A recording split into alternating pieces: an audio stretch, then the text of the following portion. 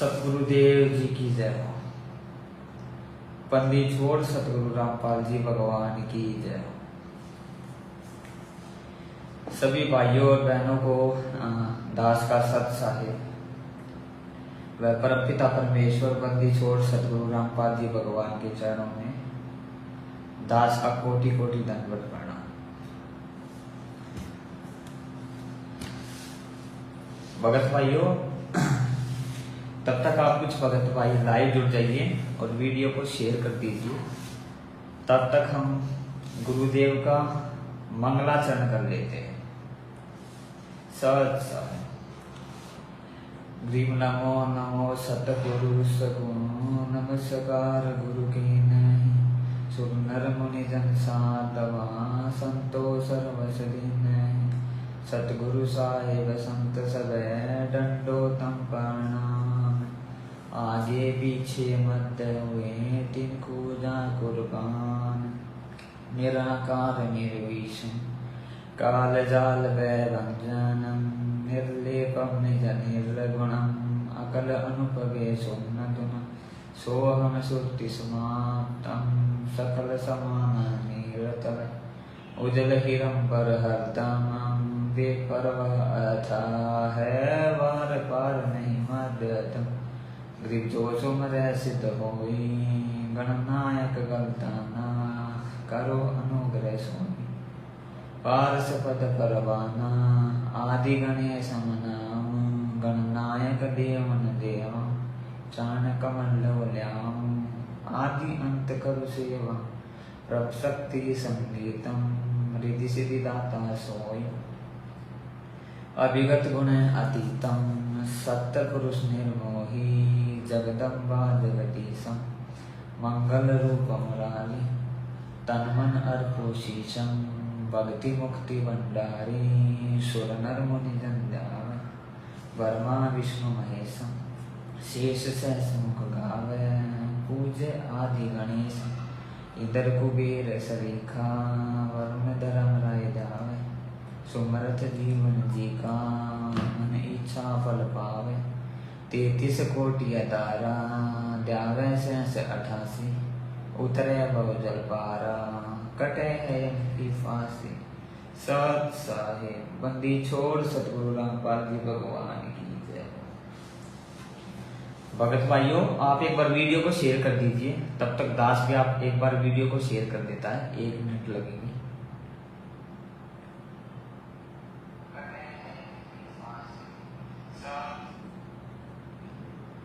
एक बार दास वीडियो को ग्रुपों में शेयर कर देता है पहले।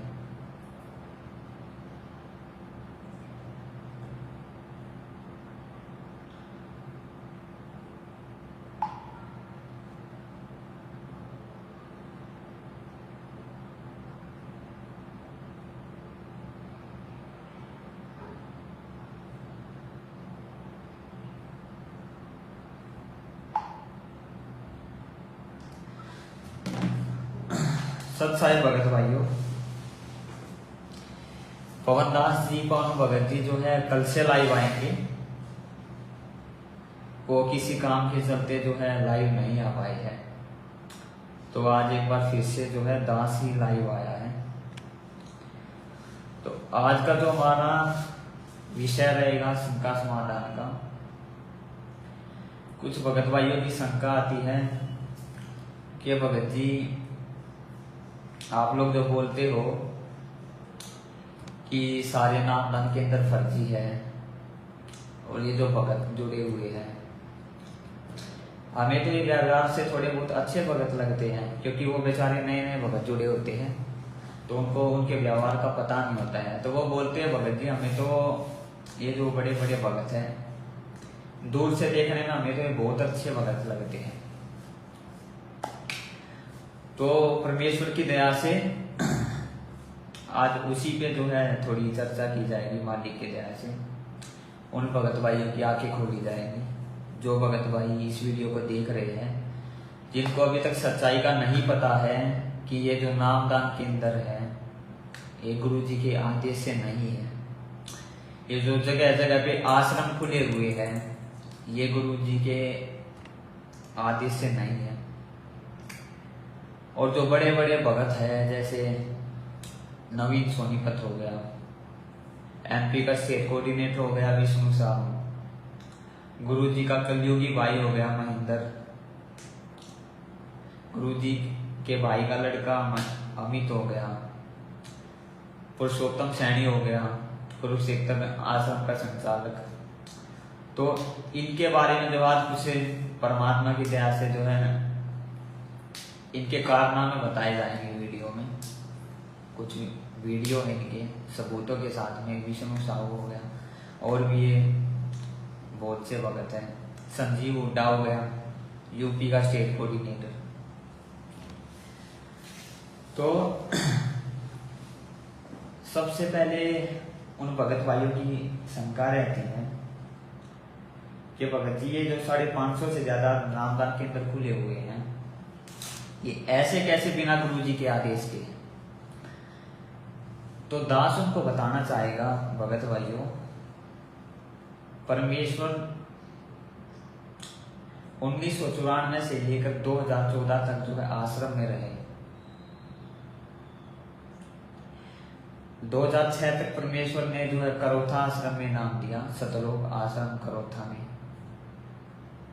लेकिन वहां पर आर्य समाजियों ने जो है थोड़ा बहुत दंगा कर दिया था। उसके बाद में 2006 या 7 के बाद में गुरु जी देव ने जो है सतलोक आश्रम बरवाड़ा खोला, बरवाड़ा में, हिसार में बरवाड़ा में जो है आश्रम खोला परमेश्वर। लेकिन 1994 से लेकर 2014 तक गुरुदेव ने कभी भी एक आश्रम के सिवा कभी भी ना तो एक आश्रम के सिवा दूसरा आश्रम खोला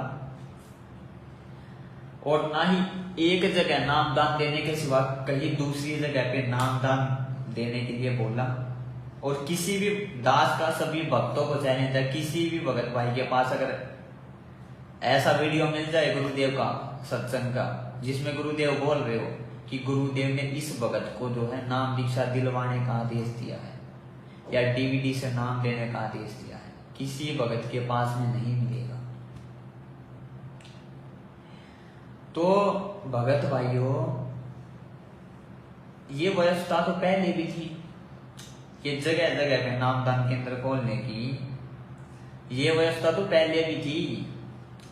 तो ये परमेश्वर ने पहले क्यों नहीं खोले 2014 से पहले? उनके गुरुदेव जी के जेल में जाते ही कैसे 550 से ज्यादा नामदान केंद्र खोले गए? एक बहुत बड़ी सोचने वाली बात है। इस पर परमेश्वर के 2-3 सत्संग दास आपको सुनाएगा जिससे आपको यकीन हो जाएगा ये जो जगह जगह पे नामदान केंद्र खुले हुए हैं ना, ये गुरु जी का आदेश नहीं है भगत भाई। दास आपको 2-3 वीडियो सुनाएगा, आप उनको ध्यान से सुनना, ठीक है? बोलो सतगुरुदेव की जय हो। एक समय में एक ही संत परमात्मा भेजते हैं।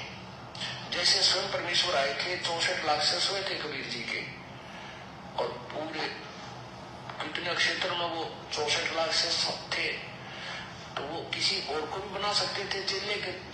गुरु आदेश दे देते थे कि जा भी तू भी नाम दे, जा तुम भी नाम दो। कभी नहीं, 64 लाख को अकेलों ने नाम दिया। और उस समय तो ना कोई मीडिया था, ना कोई सीडी का प्रबंध था कि ज्ञान प्रचार करते। तो परमात्मा ने किसी को भी नाम दान करने का अधिकार नहीं दिया। क्यों नहीं दिया? अपने रहते क्यों नहीं दिया? क्योंकि नाम दान देना कोई हंसी खेल नहीं है। नाम किसी को देना उसके भार को अपने सिर पे रखना। अब जैसे पुण्यात्मा किसी एक सेठ है छोटा सा, और उसने 4 नौकर की जरूरत लगा ली, 4 की तो वो काम चला देगा। अगर वो 1000 नौकर रख ले तो तनख्वाह कहां से देगा? वो तो बाहर बन गई उसका ऊपर, वो रोना अंडर टन हो जाएगा। परमेश्वर की एक एक बात पे गौर करना भगत भाइयों। यहाँ पर परमेश्वर ने क्या बोला? आज से जब 650 साल पहले परमात्मा आए थे, उनके 64 लाख भगत थे पूरी दुनिया में। कोई कहीं से, कभी परमात्मा कहीं प्रकट हो जाते थे, कभी कहीं प्रकट हो जाते थे, कभी कहीं पे प्रकट होके नाम देते थे। लेकिन परमात्मा ने क्या बोला आगे, अपने रहते सहते मालिक ने किसी भी भगत को नाम देने का आदेश नहीं दिया। किसी भी भगत को अपने रहते सहते मालिक ने नाम देने का आदेश नहीं दिया। आगे क्या बोला परमात्मा ने, क्योंकि नाम देना कोई हासी खेल वाली बात नहीं है। नाम देना कोई हासी खेल वाली बात नहीं है। नाम देने का मतलब उस शिष्य का बोझ जो है अपने सिर पर रख लेना है। तो विचार करो भगत भाइयों, आज जो 550 से ज्यादा नामदान केंद्र खुले हुए हैं, उन पे आपको नाम दीक्षा कौन दिलवा रहा है भगत भाइयों? आपको आपकी तरह ही 2 कौड़ी के जीव जो है नाम दीक्षा दिलवा रहे हैं 550 से ज्यादा नामदान केंद्रों में। परमात्मा नहीं दे रहे हैं नाम दीक्षा। आपको हमारी तरह ही 2 कौड़ी के जीव 550 से ज्यादा नामदान केंद्र जो खुले हो वहां पर बैठे हुए, वो आपको नाम दीक्षा दिलवा रहे हैं। और परमात्मा देखो यहाँ पर क्या बोल रहे हैं नाम दीक्षा दिलवाने वाले के विषय में। इस सत्संग में देखो, सुनो, ये परमात्मा ने जो है एक पंथ पे सत्संग किया था।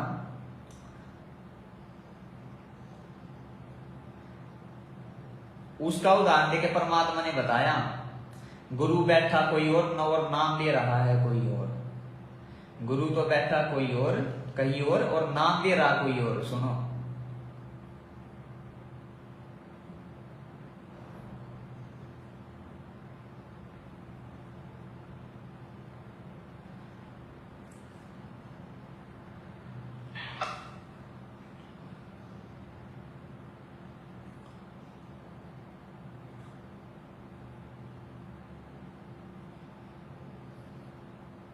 देखना, इनके केस बहुत आए हमारे पास।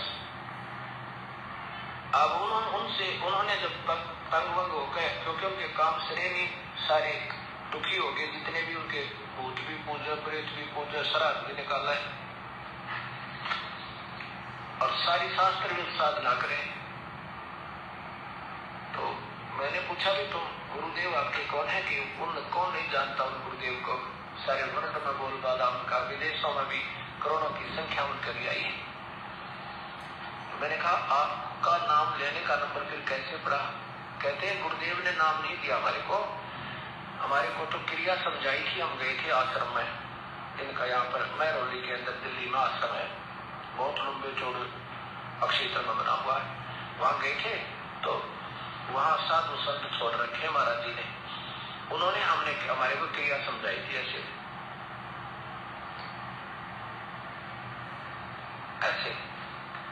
ये 4 क्रिया की थी। गुरु जी को से आप मिले हो या उन्होंने आपको डायरेक्ट ऐसी क्रिया करवाई है कि नहीं? फिर आपके गुरु जी कौन हुए? गुरु जी तो वो है जो प्रैक्टिकल करवावे और आपने सामने मंत्र दिए। गुरु जी बैठे अमेरिका में, वो तो बैठे अमेरिका में महात्मा जी, और नाम देव 3rd पर्सन, और गुरु जी वो, ये बहुत बढ़िया बात भाई। फेरे हुए किसी तरह और पति कोई और, ये कभी आज तक सुना है किसी ने? अब जो और संत अभी आए हैं भक्तात्मा हमारे पास, इस परिभाषा प्रभु की सुनकर, वो कहते हैं जी वो तो पहले तो ऐसा किया करते थे, अब तो स्वयं ही क्रिया बताते हैं।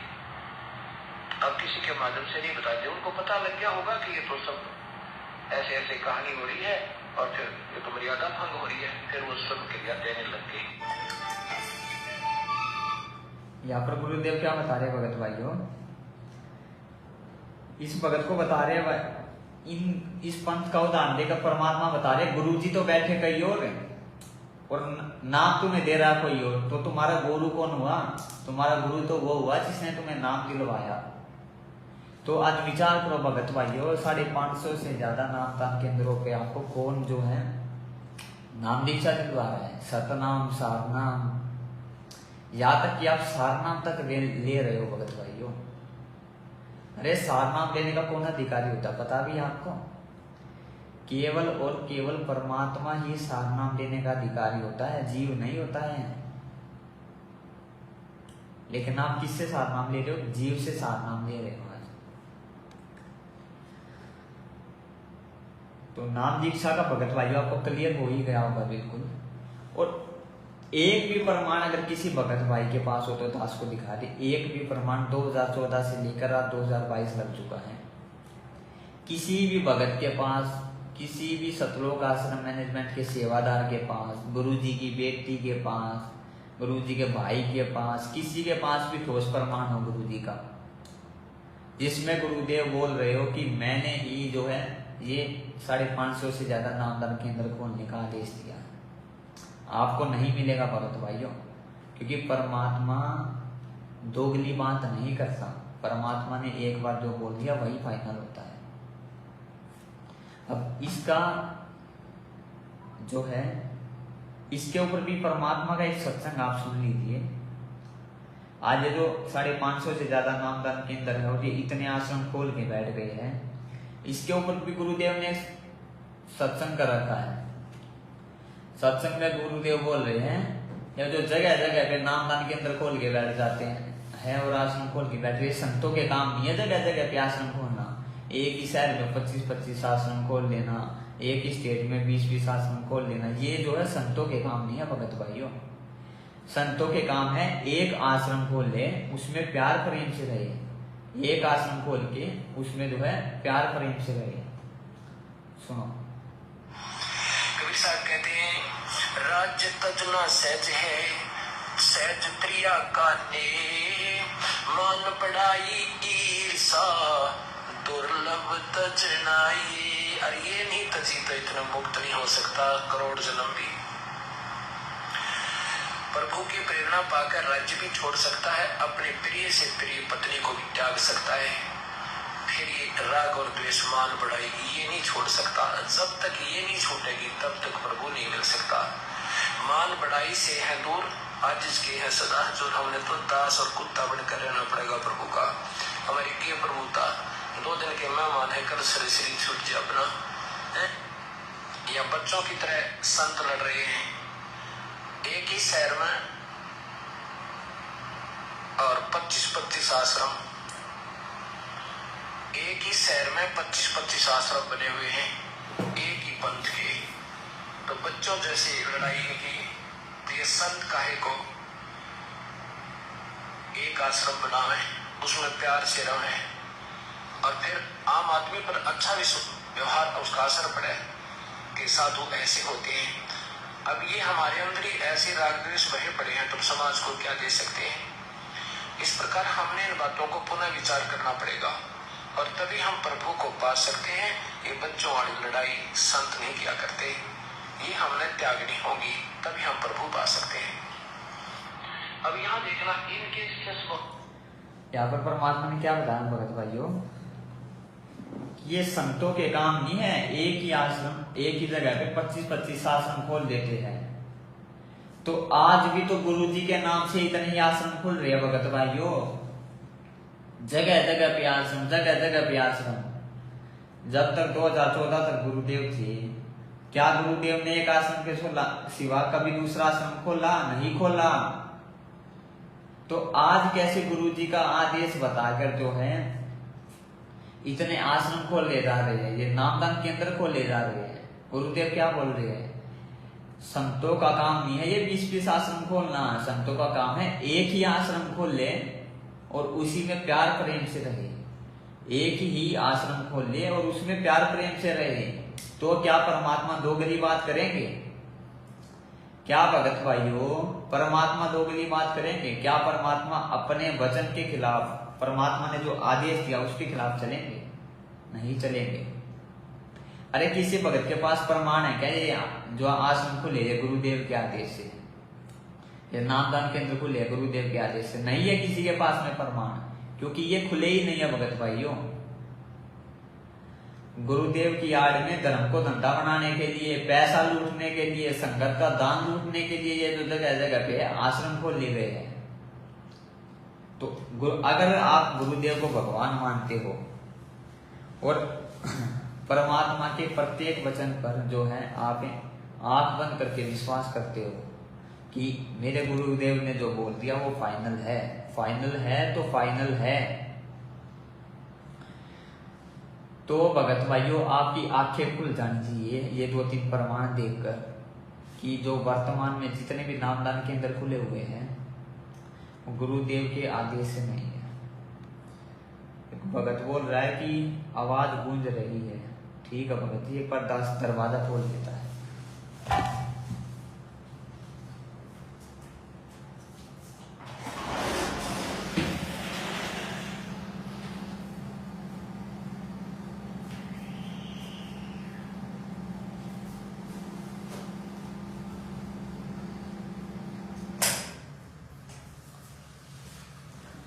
तो आगे भगत भाइयों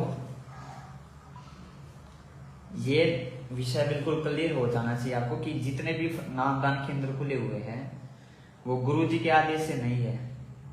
और दूसरा 2006 में जब गुरुदेव आर्य समाजी केस में जेल में गए थे तो एक भगत ने परमात्मा से प्रार्थना लगवाई थी कि हम आपसे जुड़ना चाहते हैं तो हम आपसे कैसे नाम ले सकते हैं।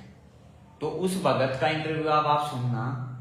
उस भगत को परमात्मा ने बोला था, उस भगत को परमात्मा ने क्या बोला था, गुरुदेव कि मेरे बाहर आने के बाद तुमको नाम मिलेगा, तब तक अपना नियम मर्यादा में रहो और अपना ज्योत जलाओ, ज्योत जलाओ, तीनों समय की आरती करो और अपना नियम मर्यादा में रहो। सुनो इस भगत का इंटरव्यू सुनो आप। तहसील पेवा, जिला कुरुक्षेत्र से आया हूँ। क्या करते हैं आप? मेरी लेबोरेटरी है, मैं लैब टेक्नीशियन हूँ, मेडिकल लाइन से जुड़ा हुआ हूँ। तो पेवा शहर के अंदर भारत लेबोरेटरी के नाम से मेरी लैब है। संत रामपाल जी महाराज के सानिध्य में कब से हैं? संत रामपाल जी महाराज की दया मेरे ऊपर 11 मई 2008 को हुई थी, लेकिन उससे पहले मेरा परिवार सन 2006 में संत रामपाल जी महाराज की शरण में आ चुका था। लेकिन मेरे परिवार जब संत रामपाल महाराज जी की शरण में आया तो उसके कुछ समय बाद क्रोंता कांड हो गया था। जो हमारा आश्रम था क्रोंता के अंदर, आप शायद जानते होंगे। तो उस समय मैंने उपदेश नहीं ले रखा था, मेरे परिवार ने ले रखा था, तो मैंने भी बहुत मजाक उड़ाया था अज्ञानतावश। और आज मैं रोता हूँ उस बात को याद करके कि मैंने कितनी भारी गलती की थी। तो लेकिन फिर भी मेरे घर में परमात्मा की, संत रामपाल जी महाराज की ज्योत लगती थी, संध्या आरती नित्य ब्रह्मणी चलती थी, सत्संग भी चलता था। मेरे भाई बहन मेरे से छोटे हैं, उन्होंने उपदेश ले लिया था मेरे से पहले ही, तो मैं उनका भी मजाक उड़ाता था। मेरे से काफी छोटे हैं, लगभग 7-8 साल छोटे हैं वो। लेकिन जब मैं सुनता था कि उनको आधे घंटे की आरती भी पूरी याद थी, वो मेरे को बहुत अच्छे लगते थे। और परमात्मा के सतगुरुदेव के जो चमत्कार किए हुए थे वो सभी मुझे सुनाते थे, भी हमारे गुरुजी ने ऐसा कर दिया। तो मैं हैरान होता था भी ये इतने छोटे छोटे बच्चे, मैं सोच भी नहीं सकता था कि, क्योंकि मेरे को अपना पता था कि मैं कितना निकम्मा आदमी था। और मेरे भाई बहन ऐसी बातें कर रहे हैं तो मुझे हैरानी होती थी कि वाकई में कोई बात तो है जो मेरे परिवार वाले कहते हैं कि हमने यहाँ से नाम ले रखा है, बढ़िया है। तो इसी दौरान हमारे गुरुदेव को इन नकली संतों और महंतों के कारण हरियाणा सरकार ने रोहतक जेल में रखा लगभग 2 साल के लिए। और हम इंतजार करते थे कि कब गुरुदेव। आप सुनना भगत भाइयों, ये कहेगा उसको ध्यान से सुनना, क्या कहेगा, परमात्मा ने इसको क्या आदेश दिया था नाम दीक्षा के विषय में। जो भगत भाई आज सवाल करते हैं कि गुरुदेव तो जेल में, तो नाम दीक्षा कहाँ से ले, ऐसे तो हमें नाम दीक्षा मिल ही नहीं पाएगी। तो उन्हीं की शंका का समाधान जो इस वीडियो में जो है परमात्मा ने किया था, सुनिए। गुरुदेव आएंगे और कब हमें नाम मिलेगा, लेकिन ऐसा 2 साल तक हो नहीं पाया। तो मेरी पत्नी, वो भी हमारे गुरुदेव की शिष्य है, भगतमती, तो उसको लगभग बीमारी रहती थी। वो मेरी शादी के बाद ही बीमार रहने लग गई थी। तो हमारे घर में कोई और पूजा पाठ होती नहीं थी, हमने नाम नहीं ले रखा था। तो वो मेरी माता वो अक्सर कहती थी कि या तो हमें नाम दिलवा दो या हम अपनी कोई और पूजा पाठ कर लें। तो मेरी माता कहती थी भाई हम तो आपको कहेंगे नहीं पूजा पाठ करने के लिए, और नाम तो तभी मिलेगा जब गुरुदेव आएंगे। तो मेरे पिताजी ने 2-4 भगत जो आसपास के थे उनसे बात की भी ऐसे ऐसे घर में दिक्कत है, पुत्र वधु बीमार रहती है। तो उन्होंने कहा भी कोई बात नहीं, गुरुदेव से प्रार्थना करेंगे। तो किसी भगत के माध्यम से गुरुदेव से प्रार्थना लगाई। गुरुदेव बोले उनको बोल दो कि ज्योत लगाना शुरू कर दें और दंडवत प्रणाम शुरू कर दें, और जब परमात्मा बाहर आएंगे तो आपको नाम मिल जाएगा। तो उसी दिन से हमने ज्योत लगानी शुरू कर दी। ज्योत तो पहले भी लगती थी लेकिन प्रणाम करना शुरू कर दिया। तो हमने देखा कि जो, मैं आपको सच करके बता रहा हूँ, आप विश्वास करना इस बात को, कि 6-7 हजार रुपये महीने की दवाई हमारी आती थी तो वो रोग ठीक नहीं हो रहा था। एक 10 रुपए की गोली से वो रोग ठीक हो गया, जबकि वो गोली किसी और बीमारी के लिए ली थी उसने, और जो रोग था वो उस गोली ने ठीक कर दिया हमारा। तो मेरा विश्वास परमात्मा की तरफ पूरा दृढ़ हो गया कि ऐसा परमात्मा कर सकते हैं। जबकि हमने नाम भी नहीं लिया, तो नाम लेने के बाद कितने सुख होंगे हमारे घर में। तो सन 2008 11 मई को गुरुदेव के आने के 10-12 दिन बाद हमने उपदेश लिया। जो हम परिवार के 3 सदस्य रह रहे थे, हमने सभी ने उपदेश ले लिया। तो ये कच्चा काम नहीं करते बंदी छोड़। सुन लीजिए भगत भाइयों, परमात्मा ने इसको क्या आदेश दिया। इसने एक भगत भाई के माध्यम से प्रार्थना लगवाई। परमात्मा ने इसको बोला, घर में जोत लगानी शुरू कर दो। जब परमात्मा बाहर आएंगे तब तुम्हें नाम दीक्षा मिल जाएगी। और इस भगत को वही लाभ हुए जो एक नाम दीक्षा वाले भगत को होते हैं। सेम टू सेम इस भगत को वही लाभ हुए जो एक नाम दीक्षा वाले भगत को परमात्मा देते हैं। क्योंकि गुरुदेव कहते हैं, कहे कबीर सुनो भाई साधु, मैं तो हूं विश्वास। तो भगत भाइयों, विश्वास करने की बात है। वर्तमान में नाम लेने का जो है कोई भी प्रोसीजर नहीं है। केवल और केवल संकल्प नाम दीक्षा के माध्यम से वर्तमान में जुड़ा जा सकता है। केवल संकल्प नाम दीक्षा के माध्यम से ही वर्तमान में परमात्मा से जुड़ा जा सकता है। ये जो आप 550 से ज्यादा नामदान केंद्र खुले हुए, ये फर्जी है भगत भाइयों। ये गुरुदेव के आदेश से नहीं है। तो यहां तक उन भक्तों की शंका क्लियर हो गई होगी। अब जो अगला जो है टॉपिक हमारा रहेगा, वो रहेगा बड़े बड़े भक्तों पर। तो अगला भक्त भाइयों हमारा जो टॉपिक रहेगा वो बड़े बड़े भक्तों पर रहेगा। थोड़ी नेटवर्क की दिक्कत आ गई थी। उससे पहले राजनीति पे बात कर लेते हैं थोड़ी। भगत भाइयों, आप देख रहे हो, आपसे प्रतिदिन हर महीने या हर 2 महीने या हर 3 महीने में आपको एक आदेश आता है कि इस बार आपने स्टेट में बीजेपी को वोट डालना है, इस बार स्टेट में आपने कांग्रेस को वोट डालना है। मतलब जहां पर भी जिस पार्टी की पहुंच इन लोगों को दिखती है, ये आप लोगों से गुरुजी का आदेश बताकर वहीं पर वोट डलवा देते हैं आपके कर्म फोड़ने के लिए। क्योंकि गुरुजी का तो आदेश ही नहीं है भगत भाइयों, गुरुजी का तो आदेश ही नहीं है राजनीति करने का। गुरुदेव ने राजनीति के लिए साफ साफ मना किया हुआ है।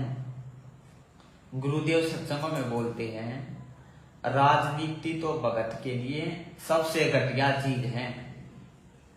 राजनीति और भगत का 36 का आंकड़ा है। राजनीति करने वाला भगत कभी पा नहीं सकता। गुरुदेव साफ साफ सत्संगों में बोलते हैं। जब तक 2014 तक गुरुजी जेल में थे, यहाँ पे थे आश्रम में, क्या गुरुदेव ने कभी भी किसी पार्टी को वोट डलवाया? नहीं डलवाया। क्या कभी भी गुरुदेव ने किसी जाट जाति का या करणी सेना का या गुंडों की सीबीआई जांच का ऐसा समर्थन करवाया? नहीं करवाया गुरुदेव ने कभी भी। लेकिन वर्तमान में भगत भाइयों, गुरुदेव के जेल जाते ही ये सारे उल्टे कुक्रम कैसे इस भक्ति मार्ग में शुरू हो गए? ये भगत भाइयों विचारणीय विषय है। ये आपने सोचने की बात है कि गुरुदेव के आदेश की आड़ में हमसे कौन ये ऐसे ऐसे कुकर्म करवा रहा है। गुरुदेव का आदेश बताकर कौन आपसे ये ऐसे ऐसे कुकर्म करवा रहा है, ये भगत भाइयों सोचने का विषय है। अब देखो, पीले पर्चे तो आपके ग्रुप में आते ही होंगे अगर आप जुड़े होंगे तो। अब देखो यहाँ पर राजनीति के बारे में दाना साहब को 3-4 वीडियो दिखाएगा, उनमें सुनना परमात्मा क्या कह रहे भगत भाई, और विचार करना, आपके को होना पड़ेगा। करनी पड़ी कि कोई इस बात को समझ कर और नियत से, इसमें छल कपट नहीं चलता, इसमें पॉलिटिक्स राजनीति को बंदी छोड़ पसंद कतई नहीं करता है। ये हमने आजमा कर देख राखी।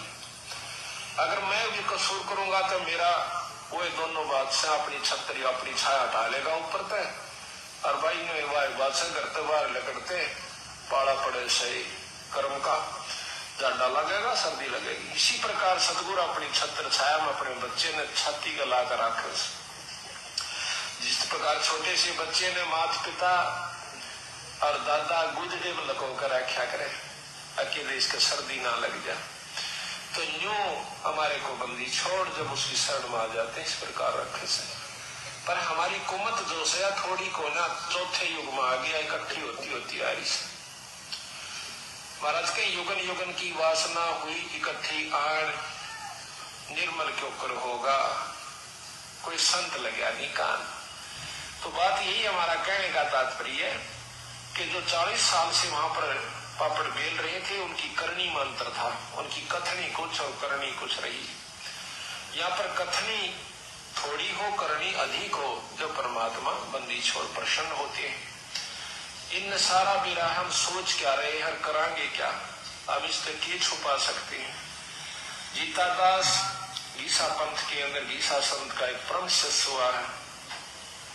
वो कहते हैं अपने गुरु को परमात्मा स्वरूप समझ कर चले, तो वो कहते हैं कि मेरे पर्दे के मेहरमी पिया जी अपने गुरु को कहते हैं, और आपसे कहाँ लको लो जिया जी, पर्दे तक के आप मेरे जानने वाले हो, ये बात तो मैं क्या छुपा सकता हूँ मालिक। तो इस प्रकार हमारा भाव बना रहे कि हम ईश्वर से कुछ नहीं छुपा सकते, वो सारी जानते। परमात्मा इस सत्संग में भगत भाइयों बता रहे हैं, बंदी छोड़ राजनीति को बिल्कुल भी पसंद नहीं करते। किस चीज को परमात्मा पसंद नहीं करते? राजनीति को पसंद नहीं करते। तो एक बात बताओ भगत भाइयों, जब आप सबको पता है हमारे गुरुदेव कबीर परमात्मा हैं, तो क्या गुरुदेव दोगली बात करेंगे? गुरुदेव का सत्संग में जो आदेश दिया गया होता है वही सबसे बड़ा आदेश होता है, गुरुजी का सत्संग रूपी आदेश। तब तो क्या गुरुजी अपने ही उस आदेश के खिलाफ जा कर रहे हैं? भक्तों से वोट डलवाएंगे क्या, कभी कांग्रेस को कभी बीजेपी को। और यहाँ पर गुरुदेव क्या बोल रहे हैं, गुरुदेव राजनीति को कभी बिल्कुल भी पसंद नहीं करते। तो विचार करो भगत भाइयों, हर 2 महीने में, हर 3 महीने में, हर 4 महीने में, कभी पंजाब में इलेक्शन है, कभी यूपी में इलेक्शन है, कभी हरियाणा में इलेक्शन है, कभी बिहार में इलेक्शन है, कभी पीले पर्चे में आता है गुरुजी का आदेश है कांग्रेस को वोट डालना है, कभी गुरुजी का आदेश बताते हैं कि बीजेपी को वोट डालना है, बीजेपी की और हमारी विचारधारा मिलती है। अरे घटिया राजनीति पार्टी की विचारधारा भगतों की विचारधारा और भगतों के जो है मिशन से कभी मिल सकती है क्या? विचारधारा क्या होता है? होती है मानसिकता। अरे राजनेताओं की कैसी मानसिकता होती है, सारा दिन तो वो 2 नंबर के पैसे में लगे रहते हैं। तो क्या भगतों की मानसिकता और राजनेताओं की मानसिकता कभी मिल सकती है? ये आदेश बताए जाते हैं गुरु जी के। और तो और ये तक बताया जाता है कि अगर बीजेपी को वोट नहीं डाला तो आपका जिंदगी में कभी नाम शुद्ध नहीं होगा, जिंदगी में आपका कभी नाम शुद्ध नहीं होगा। पीले पर्चों में ये तक आदेश आते हैं, कभी पीले पर्चे उठा के देख लेना राजनीति के, आपकी आंखें फट जाएंगी। यानी अगर आपने बीजेपी को वोट नहीं डाला तो आप तो गए भक्ति मार्ग से, कुछ फायदा नहीं हुआ आपके सतनाम सुमरण का, कुछ फायदा नहीं हुआ आपके प्रथम नाम के सुमरण का, कुछ फायदा नहीं हुआ आपके सार नाम के सुमरण का, कुछ फायदा नहीं हुआ आपकी नियम मर्यादाएं निभाने का, कुछ फायदा नहीं हुआ आपके सत्संग सुनने का। आदेश क्या है? बीजेपी को वोट नहीं डाला, आपका जिंदगी में कभी नाम शुद्ध नहीं होगा। मान लो अगर उस दिन कोई भगत बीमार हो गया जो, या मान लो कोई बाहर चला गया काम से, उसका तो जिंदगी में कभी नाम शुद्ध नहीं होगा, वो तो रह गया यहीं पे। ऐसे ऐसे आदेश गुरु जी के नाम से बताए जाते हैं भगत भाई। और गुरुदेव का भी आपने सत्संग सुना, क्या बोल रहे थे गुरुदेव? अब देखो और सुन लो गुरु जी के सत्संग, और क्या बोल रहे परमात्मा।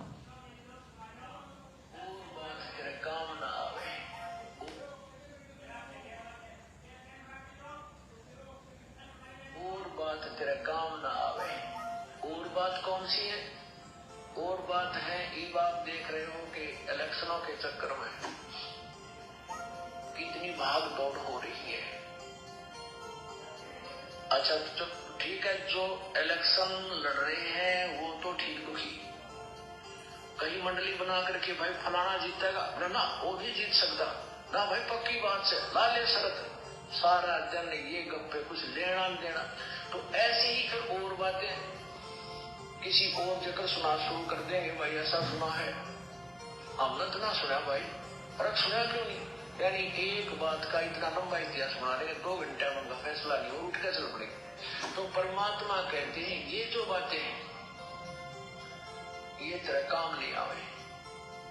संतों के पास जा, वो अमृतवाणी समझ, उनसे वो ज्ञान ग्रहण कर फिर भगवान की चर्चा कर, जहां बैठे हुए परमेश्वर की चर्चा कर, ताकि जो सुने उसके भी उद्धार हो, उसकी आत्मा निर्मल हो। तो इसलिए भगवान कहते हैं और बात तेरा काम ना आवे। और संत क्या देगा आपको? वो चीज देगा जो कोई भी नहीं दे सकता। आपने जहां वोट देनी, परमात्मा क्या बोल रहे हैं यहाँ पे? और बात तेरा काम ना आवे। और बात कौन सी बताई गुरु जी ने? राजनीति करना। दास अपने पास से नहीं बोल रहे हैं, आपने सत्संग में सुना भी मालिक की। और बात में कौन सी बताई मालिक ने? और बात राजनीति करना, राजनीति के बारे में बातें करना कि बीजेपी अब की बार जीतेगी। दूसरा बोलता है दूसरी तरफ से नहीं, कांग्रेस अब की बार जीतेगी। तीसरा बोलता है जेजेपी जीतेगी। चौथा बोलता है समाजवादी पार्टी जीतेगी। ये और बातें आपके काम नहीं आएंगी। परमात्मा बोले सत्संग में, इससे अच्छा तो तुम संतों के पास जाओ, ये बातें तुम करते रहते हो सारा दिन में, ये बातें तुम्हारे काम नहीं आएंगी, सारा दिन बकवाद करते रहते हो। परमात्मा बोल रहे सत्संग में, सुन लिया होगा आपने अभी। तो भगत भाइयों, वोट डालना तो दूर है, वोट डालना तो छोड़ो, परमात्मा यहाँ पर तो और बात हो, यानी राजनीति के बारे में चर्चा करने से भी मना कर रहे हैं कि आपने तो राजनीति के बारे में चर्चा भी नहीं करनी है। इससे अच्छा तो संतों के पास जाओ, संतों की सत्संग सुनो। और यहाँ पर तो भक्तों को बीजेपी की रैली में ले जाया जा रहा है, कांग्रेस की रैली में ले जाया जा रहा है, जाट आरक्षण की रैली में ले जाया जा रहा है, करणी सेना की रैली में ले जाया जा रहा है, आर्य समाजियों की रैली में ले जाया जा रहा है। तो ये और बातों में ही तो आ गया भगत भाइयों। इस प्रकार आपको परमात्मा से दूर किया जा रहा है। परमात्मा का झूठा आदेश बता के कि ये गुरुदेव का आदेश है, वो गुरुदेव का आदेश नहीं है। अरे गुरुदेव उसमें बोल रहे क्या गुरुदेव आपकी आंखों के सामने बोल रहे हैं। गुरुदेव की एक वाणी है, जब तक ना देखे निज नैना तब तक ना माने अपने गुरु के भी बहना। जब तक ना देखे निज नैना तब तक ना माने अपने गुरु के भी बहना। इसका मतलब क्या भगत भाइयों? जब तक आप अपनी आंखों से नहीं देख लो कि ये मेरे गुरुदेव का आदेश है, तब तक आपने वो आदेश नहीं मानना है। तब तक आपने क्या नहीं करना है? वो आदेश आपने नहीं मानना है, जब तक आप अपनी आंखों से नहीं देख लो ये गुरुदेव का आदेश है।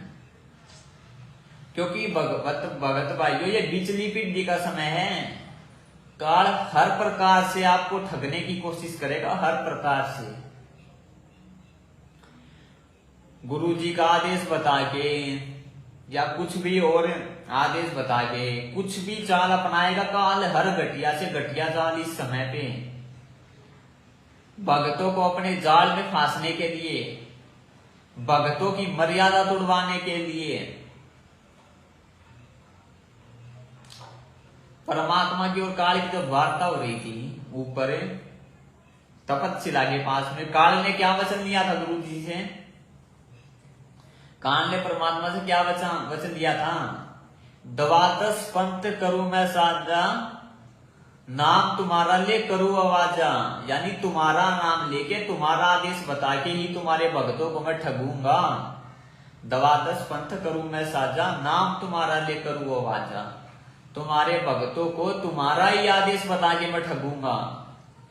तुम्हारे भक्तों को तुम्हारा ही आदेश बता के मैं तुम्हारे भक्तों की मर्यादा तुड़वाऊंगा। तो आज ऐसे ही तो आपकी मर्यादाएं तुड़वाई जा रही है भगत भाइयों। और कोई काल सील लगा के थोड़ी आएगा आपकी मर्यादा तुड़वाने, कोई काल प्रकट होके थोड़ी आपकी मर्यादा तुड़वाएगा। अरे काल को पता है कि आप लोगों को उन नियमों का पता है, ये शराब नहीं पीना, बीड़ी नहीं पीना।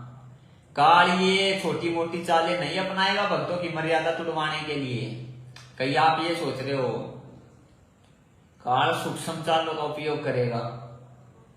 सूक्ष्म चालें मतलब जिनको केवल एक ज्ञानाधारी भगत ही समझ सकता है, जिनको केवल एक ज्ञानाधारी भगत ही समझ सकता है, वो भी सात संगतियों से जुड़ने के बाद में, जो अपने परमात्मा के सत्संग के एक एक वचन पर विश्वास करता है।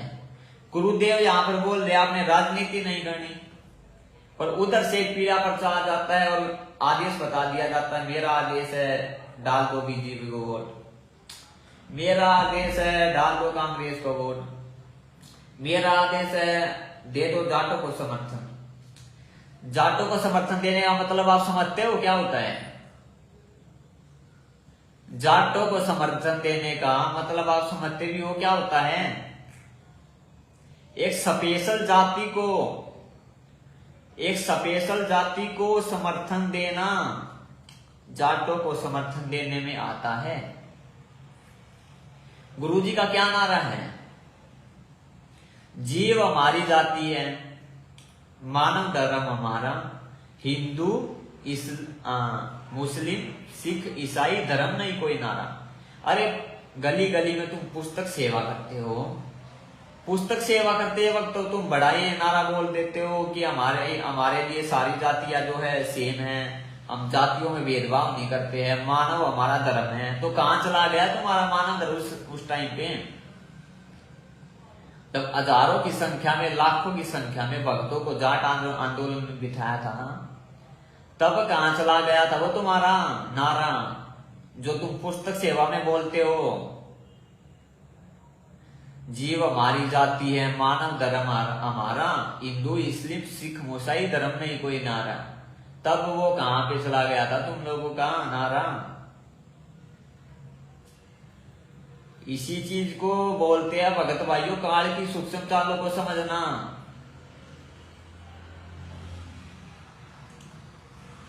काल ये छोटी मोटी तकनीकें नहीं अपनाएगा भगतों को तोड़ने के लिए। ये बिचली पीढ़ी का समय है, उसको पता है उसका भोजन उसके हाथ से जा रहा है। वो परमात्मा यहाँ पर आया है करोड़ों आत्माओं को लेने, हजारों करोड़ों आत्माओं को लेने। इतनी आसानी से नहीं जाने देगा वो आत्माओं को यहाँ से। तो ज्ञान को आधार बनाना पड़ेगा, परमात्मा के ज्यादा से ज्यादा सत्संग सुन के उन पर विचार करना पड़ेगा। गुरुदेव क्या बोल रहे हैं और पीड़े पर्चे में क्या आदेश आ रहा है, तब जाके बात बनेगी। अब देखो तीसरा वीडियो देखो, राजनीति के ऊपर ही परमात्मा का। आपने जहां वोट देनी है दीजिए, अपना फैसला करिए, बस इतना ही काम। आप देने इससे बाकी अपना। परमात्मा ने क्या बोला है? अगर कोई नया भगत है, नहीं भी मानता है, ये नए भगत के लिए वीडियो है। आपने जहां वोट देना दीजिए, अपना फैसला करके, किसी और के फैसले से नहीं। किसका फैसला करके? अपना फैसला करके। उसके आगे गुरुदेव ने क्या बोला? इससे ज्यादा नहीं, इससे ज्यादा नहीं, मतलब इससे ज्यादा कुछ मत करना, अपना फैसला करो, जिसको देना हो दे दो।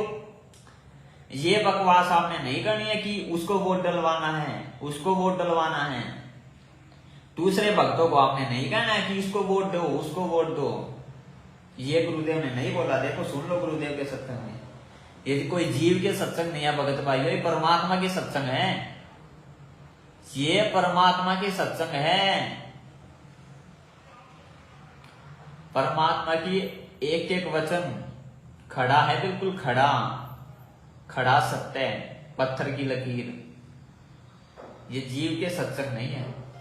आपने जहां वोट देनी है दीजिए, अपना फैसला करिए, बस इतना ही काम। आप देने इससे बाकी अपना परमात्मा के नाम पर लगे। ठीक है राजा तो आपने ढूंढना ही पड़ेगा, आपने तो ठीक लगा विधिवत तो आपकी वोट कीजिए और बाकी अपना वजन करे, पड़ेगा वो ठीक से ना अपना तुमने के ठेका ले रखा होता उसके नसीब में। अब देखो परमात्मा ने यहाँ पे क्या बोला, बनेगा वो ठीक है, ना बनेगा वो ठीक। तुमने क्या ठेका ले रखा, वो बनाएगा या नहीं बनाएगा? देखो सुनो, आपने तो ठीक लगा विधिवत तो आपकी वोट कीजिए और बाकी अपना वजन करे, पड़ेगा वो ठीक से ना अपना तुमने के ठेका ले रखा होता उसके नसीब पड़ेंगे। सबसे बड़ा तो भगत भाइयों तो हमने ठेका ही नहीं ले रखा, वो बनेगा या नहीं बनेगा। मैं गुरुदेव बोला किसी को भी डाल दो, तो ये आपके साथ में जोरों जबरदस्ती की वो दर्द करवाई जा रही है कि जिसने बीजेपी को वोट नहीं डाला उसका जिंदगी में कभी नाम शुद्ध नहीं होगा।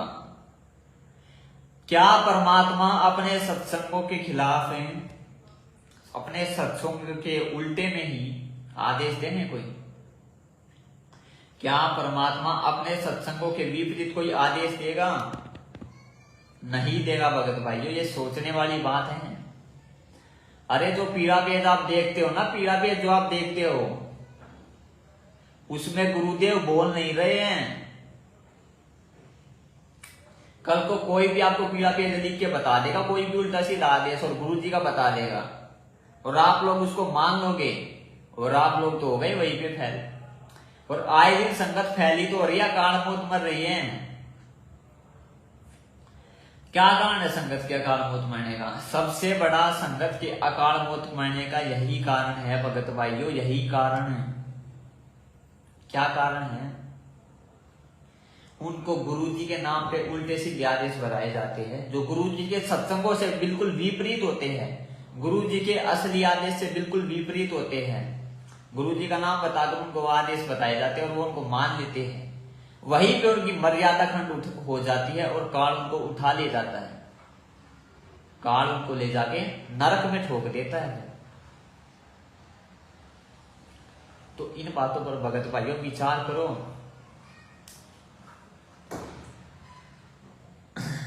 आगे सुनो, इस वीडियो में तो आपको बिल्कुल ही क्लियर हो जाएगा राजनीति से भगत का कुछ लेना देना नहीं है और ना ही परमात्मा का राजनीति से कुछ लेना देना है। राजनीति के ऊपर सत्संग तो दास के पास बहुत पड़े हैं, लेकिन दास अभी आपको ये समय के अभाव के चलते 4 ही वीडियो दिखा रहे हैं, 4था वीडियो आप देखिए। सबसे बड़ा हानि का सौदा है जो राजनीति में जाते हैं वो अपना जीवन नाश करते हैं। भक्त को राजनीति के आसपास भी नहीं जाना चाहिए। वोट देना हो एक आदमी देखकर वोट देना, किसी ऐसे भाव में भावुक होकर किसी के कहने से और या कोई पार्टी विशेष देकर आप अपना वोट देकर पाप के भागी मत बनना, क्योंकि आपके द्वारा दिया गया वोट से जो चुना हुआ व्यक्ति है यदि वो गलतियां करता है तो उसका रिश्तों में पाप आपको भी लगेगा। परमात्मा क्या बोल रहे हैं? भगत के लिए सबसे बड़ा घाटे का सौदा है राजनीति, भगत के लिए सबसे बड़ा हानि का सौदा है राजनीति। तो क्या वो परमपिता जो एक माँ से भी 100 गुना ज्यादा प्यार अपने बच्चों को करता है, शिष्यों को करता है? सत्संग में सुना होगा ना, गुरुदेव अपने शिष्य को एक माँ जितना अपने बच्चे को प्यार करती है उससे 100 गुना ज्यादा प्यार करते हैं। ठीक है, सुना आपने, सत्संग में सुना होगा। तो क्या वो परमात्मा अपने उन बच्चों से उसी आदेश, उन बच्चों को वही आदेश देगा, एक तो जो सत्संगों के विपरीत है और एक उनके लिए जो सबसे बड़ा हानि का सौदा है? गुरुदेव ने क्या बोला अभी?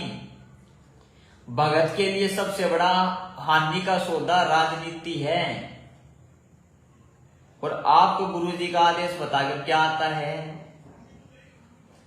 राजनीति करो, राजनीति करो, इस पार्टी को वोट डाल दो, उस पार्टी को वोट डाल दो, इस पार्टी को वोट डाल दो। हर महीने, 2 महीने, 6 महीने, जब भी कहीं पे इलेक्शन होते हैं, पंजाब में होते हैं या कहीं पे भी होते हैं ऑल ओवर इंडिया में, आपको यही आदेश आते हैं। इसमें सुनो परमात्मा क्या बोल रहे, एक बार फिर से सुनो ध्यान से। सबसे बड़ा हानि का सौदा है जो राजनीति में जाते हैं, वो अपना जीवन नाश करते हैं। भक्त को राजनीति के आसपास भी नहीं जाना चाहिए। वोट देना हो, नेक आदमी देखकर वोट देना, किसी ऐसे भाव में भावुक होकर किसी की कहने से और या कोई पार्टी विशेष देकर आप अपना वोट देकर पाप के भागी मत बनना, क्योंकि आपके द्वारा दिया गया वोट से जो चुना हुआ व्यक्ति है, यदि वो गलतियां करता है तो उसका रेशो में पाप आपको भी लगेगा। परमात्मा कह रहे हैं किसी के भी भाव में भावुक हो गए और किसी भी पार्टी विशेष को देख के आपने वोट नहीं देना है। ये आदेश तो उनके लिए है जो नए भगत है, उनको भी परमात्मा ये आदेश दे रहे हैं कि किसी के कहने से वोट नहीं डालना, जिसको आपने डालना डाल दो। ये सत्संग परमात्मा का उनके लिए है जो नए नए भक्ति से जुड़े होते हैं और परमात्मा की प्रत्येक नियम मर्यादाओं को नहीं निभा पाते हैं। ये सत्संग परमात्मा का उन भक्तों के लिए है, क्योंकि जब परमात्मा ने शुरुआत में बोल ही दिया कि भगत के लिए सबसे बड़ा हानि का सौदा है राजनीति करना, तो वो तो फाइनल हो जाता है पर भगत के लिए। फिर उसके बाद उसको कुछ कहना सुनना बाकी नहीं रहता भगत भाइयों। तो ये था हमारा राजनीति का मुद्दा। अब आगे वीडियो देखिए आप। अमन गोदारा हरियाणा के भगत भाई बहुत ही अच्छे से जानते होंगे, क्योंकि संत रामपाल जी भगवान से जो है ज्यादातर संगत जो है वो हरियाणा से ही जुड़ी हुई है। 15-20 लाख की जितनी भी संगत हो उनमें से 5-10 लाख भगत तो हरियाणा से जुड़े हुए हैं। वो 5-10 लाख भगत हैं, बहुत ही अच्छे से जानते होंगे अमन गोदारा को। हरियाणा का स्टेट कोऑर्डिनेटर, यानी कि हरियाणा में जितने भी कोऑर्डिनेटर हैं, जिला कोऑर्डिनेटर, नामदान संचालक, हरियाणा में सबको मैनेज करने वाला उसको बोलते हैं स्टेट कोऑर्डिनेटर। आप बहुत ही अच्छे से जानते होंगे और आप उनको बहुत अच्छा भगत भी मानते होंगे। वो है जाट जाति से, ठीक है। एक बात बताओ भगत भाइयों, परमात्मा बोलते हैं जब गुरुदेव से एक भगत नाम ले लेता है ना, नाम दीक्षा ले लेता है, चाहे वो जाट जाति से हो या किसी भी जाति से हो, उसका जाति का घमंड खत्म हो जाना चाहिए नाम दीक्षा लेने के बाद में, नहीं तो वो भगत कहलाने के लायक नहीं है। उसका जो जाति का घमंड है ना, उसको खत्म हो जाना चाहिए, चाहे वो जाट जाति से हो या किसी उच्च जाति से हो। उसके बाद में उस भगत के लिए सारी जाति समान हो जाती है, सारी जाति समान। नारा है नहीं, जीव हमारी जाति है, मानव धर्म हमारा, हिंदू मुस्लिम सिख हिंदू मुस्लिम सिख ईसाई धर्म नहीं कोई न्यारा, ये नारा है ना। इस नारे के माध्यम से परमात्मा क्या कर रहे हैं, भगत को नाम दीक्षा लेने के बाद में उसके लिए सारी जाति समान हो जाती है। वो भेदभाव नहीं करता है कि ये भगत भाई जो है मेरा, या ये जगत वाला ये इस जाति से या इस जाति से। और ये तो है भगत भाई स्टेट कोऑर्डिनेटर। अगर पद के हिसाब से देखा जाए तो हरियाणा का सबसे बड़ा भगत, हरियाणा का सबसे बड़ा भगत 5-10 लाख की संगत में से हरियाणा का सबसे बड़ा भगत, हरियाणा के में गुरु जी के सबसे नजदीक माने जाने वाला भगत, वही तो होता है स्टेट कोऑर्डिनेटर। उसी को बोलते हैं स्टेट कोऑर्डिनेटर। अब देखो, ये जाट जाति का होकर परमात्मा से नाम दीक्षा लेकर परमात्मा से सार नाम लेकर कैसे जाट जाति को समर्थन कर रहा है, वहीं पर वो जाट जाति वाले लोग गालियां निकाल रहे हैं और वहीं पर इन्होंने संगत को बैठा रखा है, वहीं पर माता बहनें बैठी हुई है और वहीं पर इसको यही नहीं पता मैं बोल क्या रहा हूं। ये संत रामपाल जी को अपना ही शिष्य बता रहा है वीडियो में। क्या बता रहा है? हमारे शिष्य संत रामपाल जी, यानी ये गुरु जी को अपना ही शिष्य बता रहा है कि गुरु जी तो मेरे शिष्य हो गए, हमारे शिष्य संत रामपाल जी। अरे इसको सारनाम प्राप्त है, स्टेट कोऑर्डिनेटर है ये, इसको यही नहीं पता इसको बोलना क्या है। खुद तो ये मरा ही मरा, इसने 5-10 लाख की संगत को भी मरवा दिया वहां जाट आंदोलन में बैठा के। अरे जाट आंदोलन का मतलब क्या है? किसी विशेष जाति को समर्थन करना जाट आंदोलन का मतलब है। किसी विशेष जाति को समर्थन करना। तो वो नारा क्यों बोलते हो पुस्तक सेवा करते हुए तुम कि हमारे लिए तो सारी जाति सेम है? और ये तो भगत भाई हो, स्टेट कोऑर्डिनेटर है हरियाणा का। इसको तो जाति का इतना सा भी अभिमान नहीं होना चाहिए था, इतना सा भी अभिमान नहीं होना चाहिए था इसको तो जाति का। और सबसे ज्यादा भगतों से भी गिरा हुआ है निकला। आपके हरियाणा का स्टेट कोऑर्डिनेटर भगतों से भी गिरा हुआ निकला। सुनो इसके प्रवचन, दास सुनाता आपको।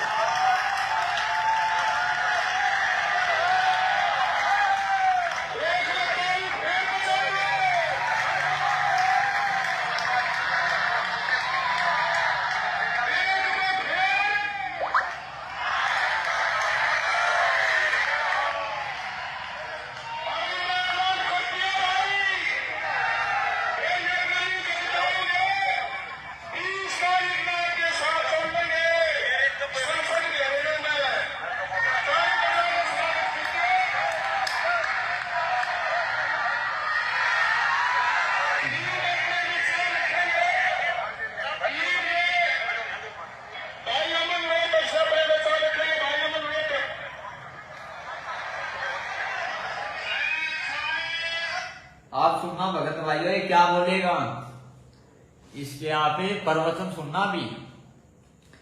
उसके बाद में इसने जो 5 लाख रुपए दिए भगतों के दान का जाट आंदोलन में, उस पर भी बात की जाएगी। भगतों के कैसे कर्म फोड़े जा रहे हैं।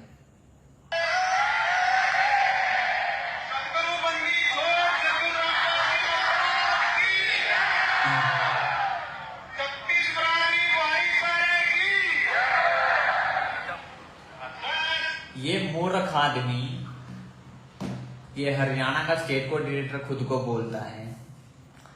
ये बोलता है कि मैं इस समय से जुड़ा हुआ हूं, सारनामी हूं मैं। पहले तो इसने लगाया संत रामपाल जी महाराज की जय। उसके बाद में पता आपको क्या नारा लगा रहा है?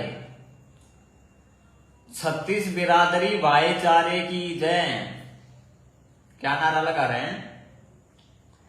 36 बिरादरी भाईचारे की जय। 36 बिरादरी भाईचारे का मतलब आप समझते हो?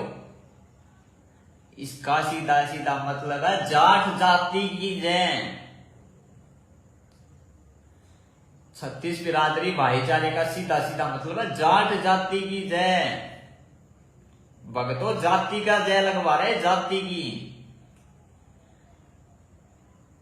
स्टेट कोऑर्डिनेटर होके हैं, जिसको संगति इतना बड़ा भगत समझती है, ये सोचते कि इससे बड़ा तो कोई भगत ही नहीं हो सकता हरियाणा में। ये तो ऐसा भगत होगा, ऐसा भगत होगा, बिल्कुल बहुत ही अच्छा भगत होगा, सारनामी है, स्टेट कोऑर्डिनेटर है। बोल रहा जाट जाति की जय। 36 बिरादरी का यही मतलब होता है। ये देख लो ज्ञान है स्टेट कोऑर्डिनेटर का हरियाणा का।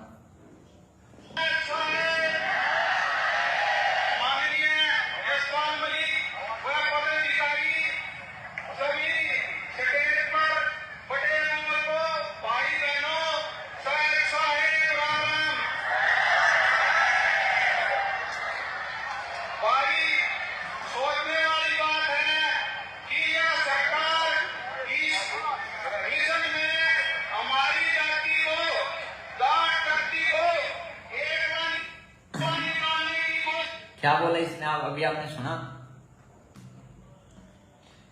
इसने बोला ये सरकार हमारी जाति को, आगे इसने क्या बोला, जाट जाति को तोड़ना चाहती है। यानी इस भाई की अभी जाति जो है जीव नहीं है,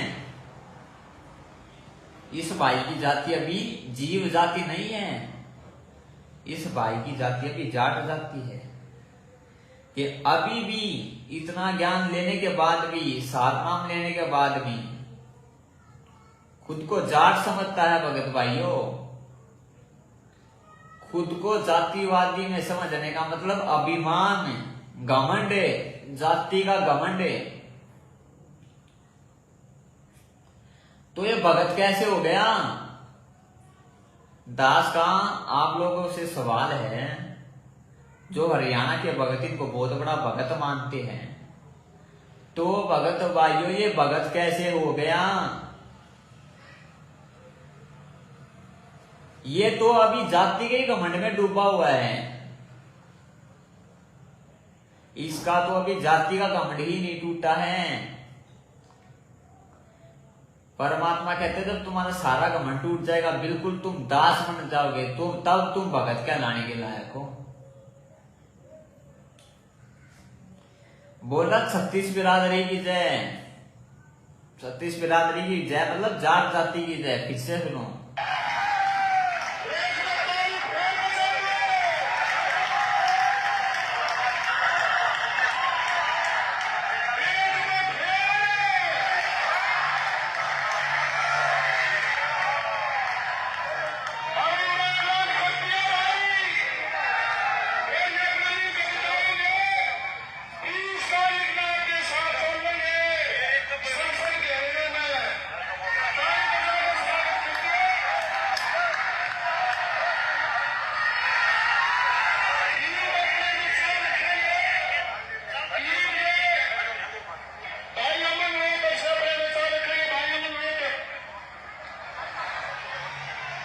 अभी देखना, अभी बोलेगा, अभी इसकी ध्यान से सुनना एक बात को।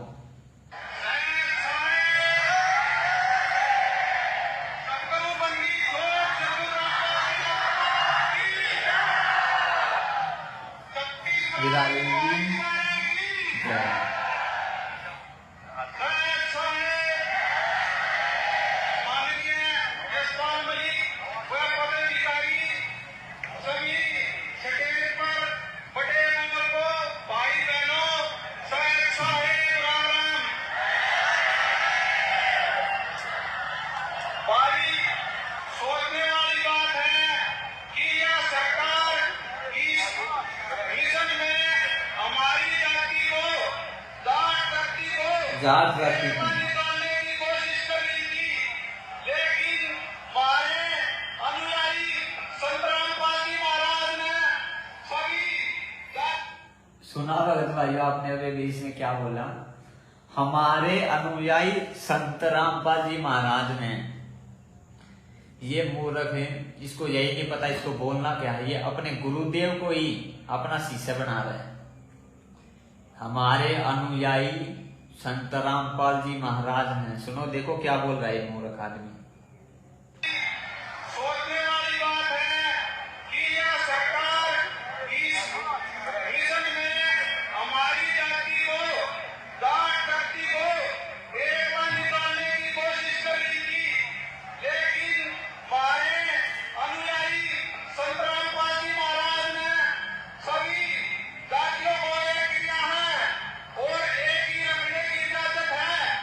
परमात्मा की दया से संत ये मलिक जी व हमारे बंदी छोड़ संत रामपाल जी महाराज की असीम कृपा से इस समाज को एक रखना है और अपने हक को, जो आरक्षण का हक है, उसको भी देख के रखेंगे। और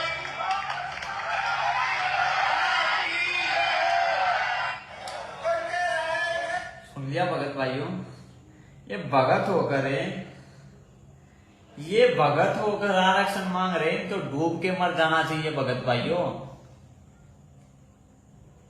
भगत होकर आरक्षण मांगने का मतलब समझते हो आप क्या होता है? भगत होकर आरक्षण मांगने का मतलब है अपने परमात्मा को छोड़कर सरकार के सामने हाथ फैलाना। सरकार के सामने हाथ फैलाना अपने परमात्मा को छोड़कर। अरे जिसको अपने परमात्मा पे विश्वास नहीं, अपने गुरुदेव पे, अपने गुरुदेव भगवान पे जिसको विश्वास नहीं, वही तो हाथ फैलाएगा सरकार के सामने। जिसको अपने गुरुदेव पर विश्वास होगा वो कभी भी हाथ नहीं फैलाएगा, क्योंकि उसको पता है उसको भोजन देने वाला उसका गुरुदेव, उसका भगवान अभी उसके पीछे खड़ा है। और इन्होंने 5 लाख रुपए का, शुरुआत में मैंने आपको सुनाया, 5 लाख रुपए का इन्होंने चंदा दिया जाट आंदोलन में। भगतों के दान का भगत भाइयों, इसको बोलते हैं भगतों के दान का मिसयूज है। भगतों के दान का मतलब, पैसा देने का मतलब है भगतों के कर्म फोड़ना, भगतों की मर्यादा तुड़वाना। भगतों ने जो पैसा इनको धर्म भंडारे के नाम पे, 10वें अंश के नाम पे दिया, वैसे तो है ही नहीं गुरु जी का आदेश इनको देने का, ये कुपात्र लोग है। ये लोग कुपात्र है, इनको गुरु जी का आदेश नहीं है देने का, भगतों ने इनको दिया। और इन्होंने उस पैसे का क्या किया?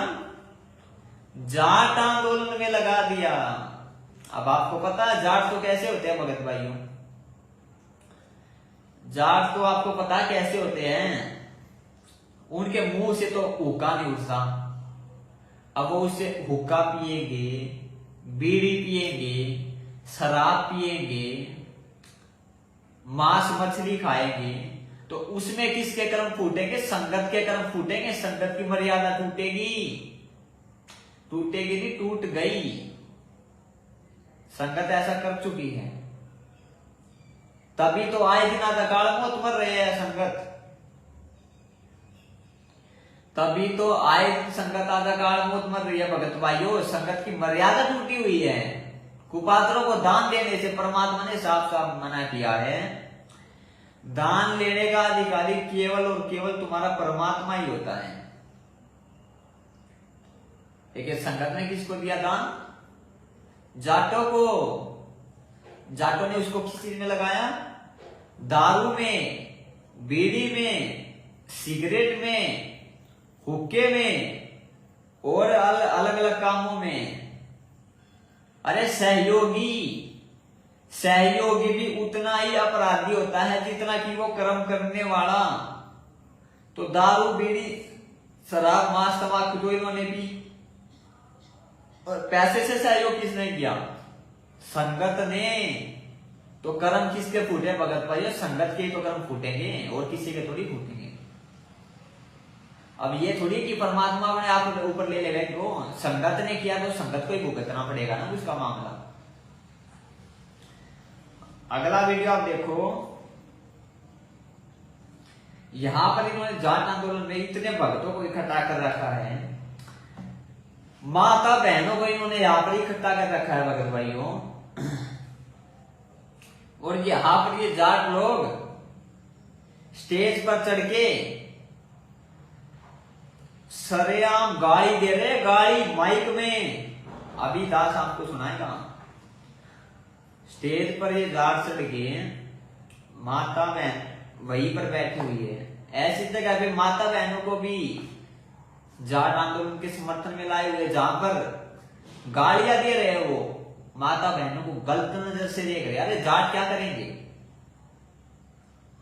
जाट आंदोलन में? और क्या होगा? माता बहनों को लाओगे तो गलत नजर से तो देखेंगे, और अच्छी अपनी बहन की नजर से थोड़ी देखेंगे उनको। कहीं आप ये सोच रहे हो कि उनको तो मेरी बहन की नजर से देखेंगे? नहीं, माता बहनों को गलत नजर से देखा। क्या पता क्या क्या कुकर्म हुए होंगे। गालियां निकाल रहे थे, वहीं पे माता बहनों को बैठा रखा था भगत होकर। ये देखो दास आपको सुना देता है।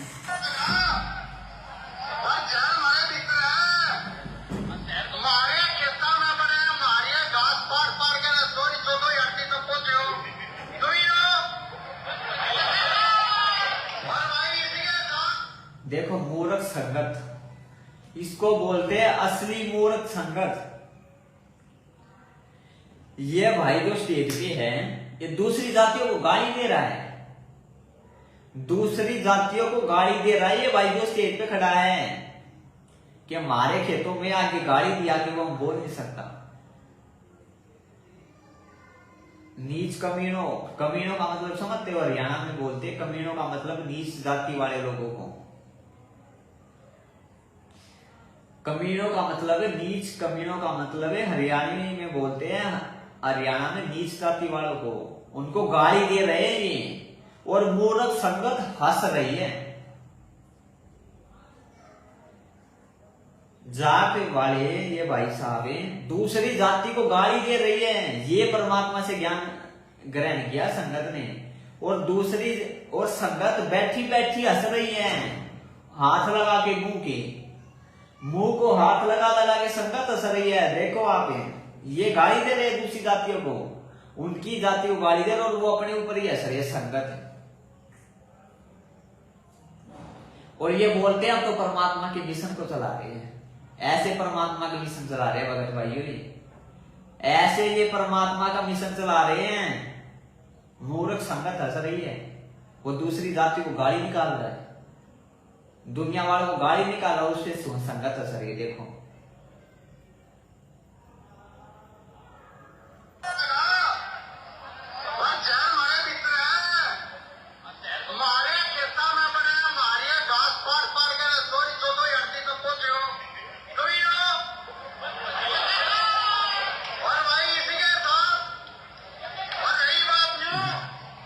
देखा दांत फाड़ फाड़ के कैसे हंस रही है संगत। कमीनों का मतलब होता है नीची जाति वालों को ये गाली दे रहे हैं, और संगत दांत फाड़ फाड़ के कुर्सी पे बैठी बैठी हंस रही है। वो हजारों की संख्या में आई हुई संगत, और बोलते हैं हमने तो संत रामपाल जी भगवान से ग्रहण किया है ज्ञान, और बोलते हैं हमने तो संत रामपाल जी भगवान से ज्ञान ग्रहण किया। ये उन्होंने संत रामपाल जी भगवान से ज्ञान ग्रहण किया है। अरे भगवान की बेइज्जती करा रहे पूरी दुनिया में, हंस के दांत फाड़ के वहां करे, वो गालियां निकाल रहे हैं, माता बहनें भी दांत फाड़ के हंस रही है, भाई भी दांत फाड़ के हंस रही है, और बोलते हैं हम तो जो है अपने गुरु जी का नाम ऊंचा कर रहे हैं। ऐसे ये नाम ऊंचा कर रहे हैं गुरु जी का भगत भाइयों, ऐसे ही आज परमात्मा देश दुनिया में बदनाम नहीं है, हमारी संगत की कहानी बदनाम है। देखो सुनो कैसे दांत फाड़ के हंस रहे हैं।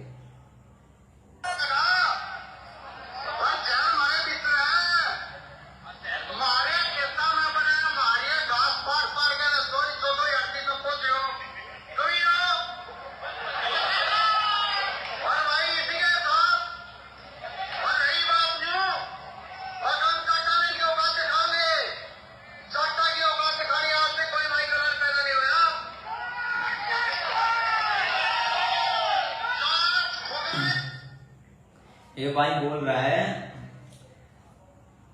कि दुनिया वाले बोलते हैं हम जाटों को उनकी औकात दिखाएंगे, और आगे बोल रहा है जाटों को औकात दिखाने वाला आज तक पैदा नहीं हुआ, जाटों को औकात दिखाने वाला आज तक पैदा नहीं हुआ,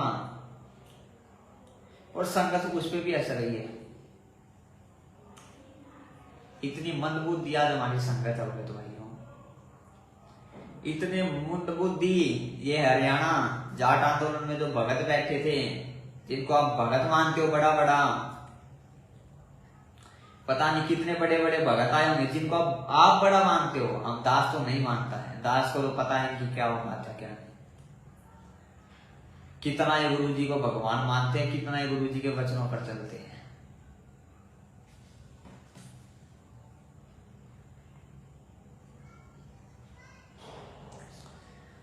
एक बार अगला जो वीडियो है,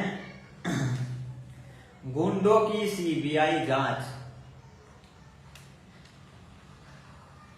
बहुत सारे भगत भाइयों ने आनंदपाल गैंगस्टर का नाम तो सुना ही होगा, खासकर राजस्थान के जो भगत हैं उनको पता ही होगा आनंदपाल कौन था।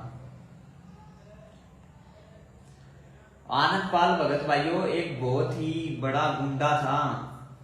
क्या था? एक बहुत ही बड़ा गुंडा, गैंगस्टर। और पुलिस ने उसको जो है इनकाउंटर में मार दिया। पुलिस ने क्या किया? उसको इनकाउंटर में मार दिया, आनंदपाल को। और ये आपके बड़े बड़े स्टेट कोऑर्डिनेटर जिनको आप भगत मानते हो, मूर्ख संगत से, अंधी संगत से, गधी संगत से गुंडों की सीबीआई जांच करवा रही है। अभी वीडियो में आप देखना, भगत होकर गुंडों से भगत होकर गुंडों की सीबीआई जांच का समर्थन करवा रही है। ये भगतों के लक्षण है भगत भाइयों। देख लो भगतों के लक्षण जिनको आप बड़ा बड़ा भगत मानते हो, ये है भगतों के लक्षण। देख लो जिनको आप बड़ा बड़ा भगत मानते हो, गुंडों की सीबीआई जांच। अरे परमात्मा तो यहाँ पर एक नेक आदमी, एक नेक मानुष हमें बनाने आते हैं, और दुनिया के सामने हम क्या कर रहे हैं? गुरुजी का नाम इतना ऊंचा कर दिया। इतना ऊंचा से मेरा मतलब है इतना बदनाम हम कर रहे हैं। बदनाम ये संगत कर रही है जो सतलोक आश्रम मैनेजमेंट के पीछे लगी हुई है। गुंडों की सीबीआई जांच भगत होकर, बड़े ही शर्म की बात है। और इसको भी भगतों ने गुरुजी का आदेश मान लिया। क्या भगतों? इसको भी भगतों ने गुरुजी का आदेश मान लिया, गुंडों की सीबीआई जांच को भी, कि ये तो संत रामपाल जी का आदेश है भाई, ये तो संत रामपाल जी का आदेश है। अरे कानों में लीड लगा के या बहरे होके सत्संग सुनते थे क्या गुरुजी के? जो सतनामी सारनामी इतने बड़े बड़े भगत हैं, क्या कानों में लीड लगा के सत्संग सुनते थे क्या गुरुजी के? या बहरे होके सत्संग सुनते थे? अरे परमात्मा को हमें क्या बनाना चाहते हो? और यहां पर हम गुंडों की सीबीआई जांच करके परमात्मा को देश दुनिया में बदनाम करवा रहे हैं। दुनिया वाले 10 गाड़ी देते होंगे गुरुजी को, दुनिया वाले गुरुजी को 10 गाड़ी देते होंगे कि देखो ये है वो संत रामपाल जो खुद को बताता है परमात्मा, और करवा रहा है क्या? गुंडों की सीबीआई जांच अपने भक्तों से। क्या करवा रहा है? गुंडों की सीबीआई जांच अपने भक्तों से। ये है वो परमात्मा जो अपने आप को परमात्मा बोलता है। ऐसे संगत, ऐसे मूर्ख संगत जो सतलोक आश्रम मैनेजमेंट हरियाणा के पीछे लगी हुई है, वो परमात्मा का नाम ऊंचा कर रही है। ऐसे इसको बोलते हैं परमात्मा का नाम ऊंचा करना। बिल्कुल आंखों से अंधी हो चुकी है संगत, उसको यही विचार नहीं मैं क्या कर रहा हूं क्या नहीं। अरे जो भक्तों के साथ लूट खसोट करता है, भक्तों की जान लेते हैं, भक्तों को जो मारते हैं, आप उनकी गुंडों की सीबीआई जांच की जो है वो कर रहे हो, समर्थन कर रहे हो, भगत हो करो। और यही चर्चाएं फिर न्यूज मीडिया में चलती है, संत रामपाल जी के भक्तों ने किया, आनंदपाल गैंगस्टर की सीबीआई की जांच का समर्थन, ये फिर न्यूज फैलती है। तो सामने वाले को आप क्या संदेश दोगे? दुनिया वालों पे क्या संदेश पड़ेगा? दुनिया को आप क्या संदेश दोगे? दुनिया पे क्या संदेश पड़ेगा? वो पड़ेगा आपका कि ये देख लो संत रामपाल जी के भगत, और ये है वो संत रामपाल जी जो सत्संग तो बहुत बड़े बड़े करता है, ये ज्ञान देता, वो ज्ञान देता, और यहाँ पे गुंडों की जांच करवा रहा है। देखो वीडियो देखो भगत भाइयों, वीडियो तो दास ने आपको अभी तक दिखाया नहीं है।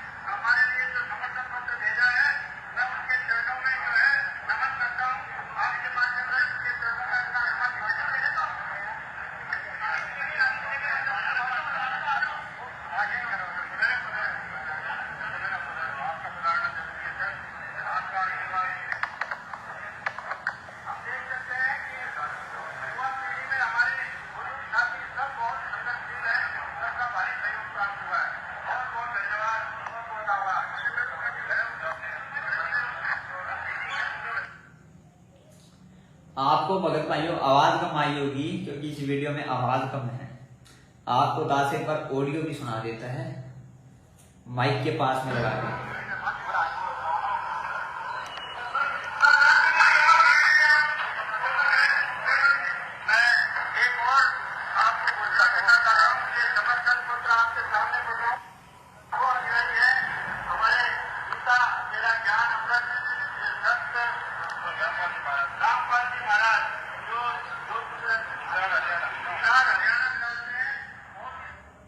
सुन लिया होगा आपने क्या बोल रहा है यहाँ पे संत रामपाल जी महाराज। उसके आगे देखो गुरु जी को भी जाति में इन लोगों ने बांध दिया, जो कि जाट है हरियाणा से। क्या इन्होंने आगे बोला, अरे गुरु जी को भी जाति में बांध दिया। आपके गुरु जी को खुद तो जाति में रंगे हुए हैं।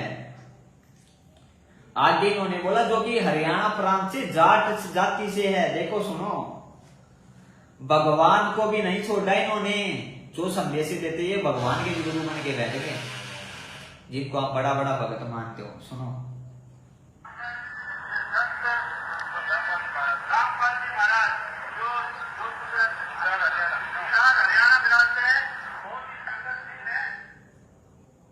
क्या बोला, जाट हरियाणा जाति से हैं। सुन लिया होगा भगत भाई आपने। अरे खुद तो जाति में बंधे हुए हैं भगत, जिनको आप बड़ा बड़ा भगत बोलते हो। और परमात्मा को भी पहले तो गुंडों की सीपीआई जात में बांधा, उसके बाद परमात्मा को जातिवाद में बांध दिया कि संत रामपाल जी तो जाट जाति से हैं।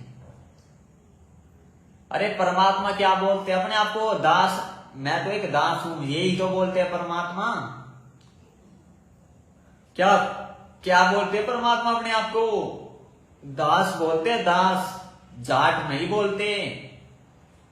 यहां पर परमात्मा को इस सब के सामने जाट बोल रहे हैं।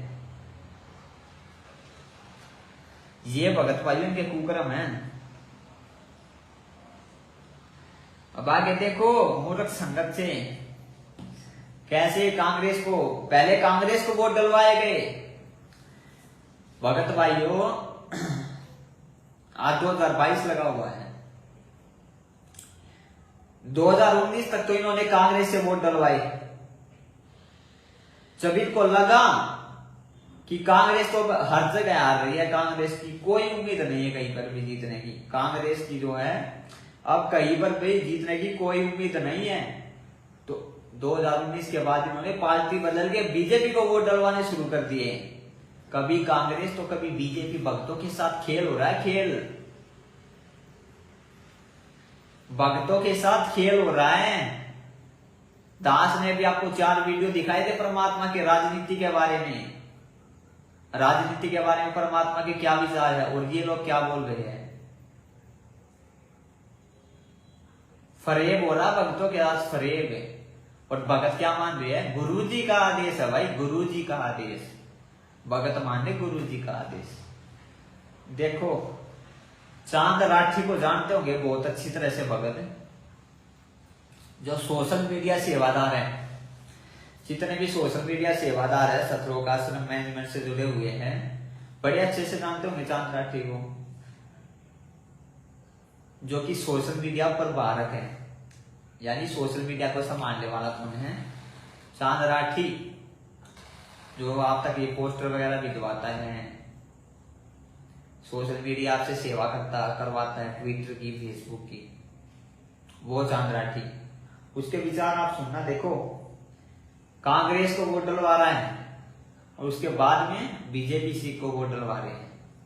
आज यहाँ आए हुए सभी लोगों को मैं सबसे पहले नमस्कार करता हूँ। मैं अपना परिचय दे दूँ। मेरा नाम डॉक्टर चांद राठी है और मेरा नाम कोई इतना बड़ा नहीं है कि मैं कोई जाना माना चाह रहा हूँ, लेकिन मैं एक ऐसी संस्था से जुड़ा हुआ हूँ जो बहुत ही जानी मानी और इस समाज में क्रांति लाने वाली संस्था है। मेरा सबसे बड़ा परिचय ये है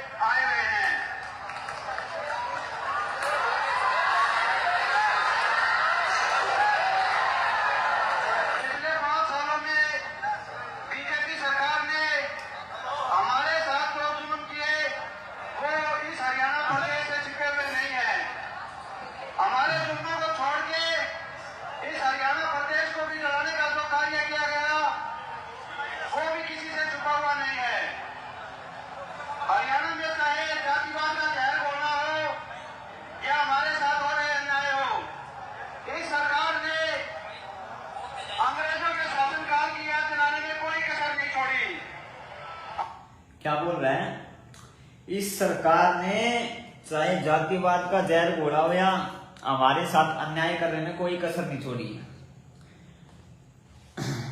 अभी सुना आपने इसने क्या बोला बीजेपी के बारे में,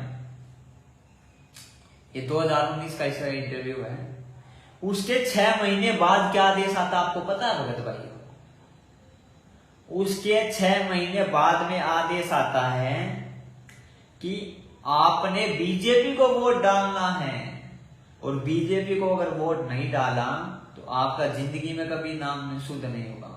फिर नीचे 2-3 परमात्मा की वाणियां लगा देते हैं, सतगुरु वचन निश्चय कर मानने, पूरे गुरु की सेवा ठानने, ऐसे करके कुछ वाणियां। 6 महीने पहले तो बीजेपी को खराब बता रहे थे, बीजेपी ने हमारा मिशन फेल कर दिया,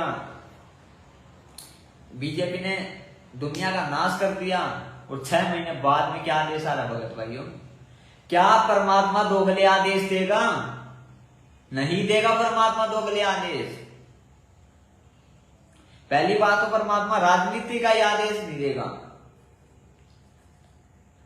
क्या परमात्मा दोगले आदेश देगा? 6 महीने में कांग्रेस तो 6 महीने बीजेपी, क्या 6 महीने बाद में वो सरकार इतनी अच्छी होगी कि उसको ऐसा आदेश दे दिया गया कि जिसको वोट नहीं डाला, जिसने वोट नहीं डाला बीजेपी को, उसका जिंदगी में कभी नाम शुद्ध नहीं होगा। मैं अपनी तरफ से नहीं बोल रहा हूं, पीड़ा पर्चा पढ़ लेना 2019 का बीजेपी का नहीं हो तो नीचे कमेंट सेक्शन में लिख देना, दास भेज देगा उस भगत भाई को। ये आदेश भगत भाइयों के हैं। सुनो आगे अब ये क्या बोल रहा है भगत भाई, देखो फिर से सुनो ये क्या बोल रहा है।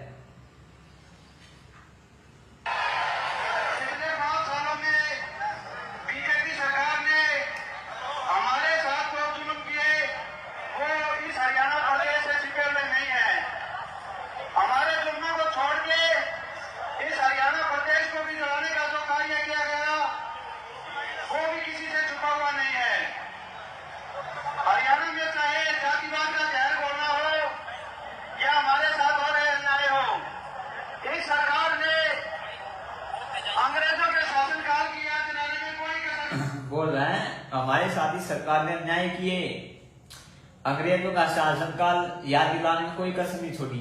अरे तो 6 महीने बाद कैसे सरकार बदल गई?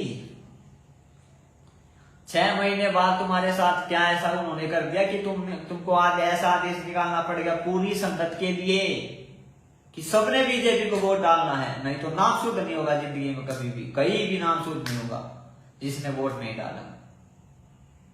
ये आदेश है, ये फरमान के आगे सुनो क्या बोल रहा भाई साहब। हमारा देश एक लोकतांत्रिक देश है जहां पर जनता के द्वारा जनता तय करती है कि किसकी सरकार बनेगी।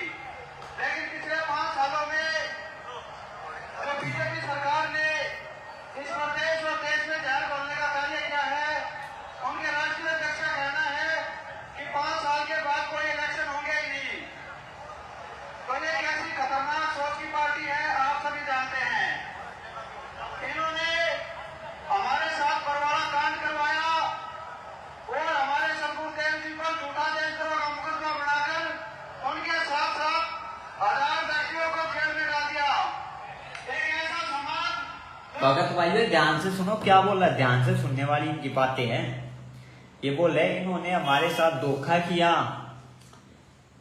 हमारे गुरुजी के साथ धोखा किया और उनको जेल में बंद करवाया।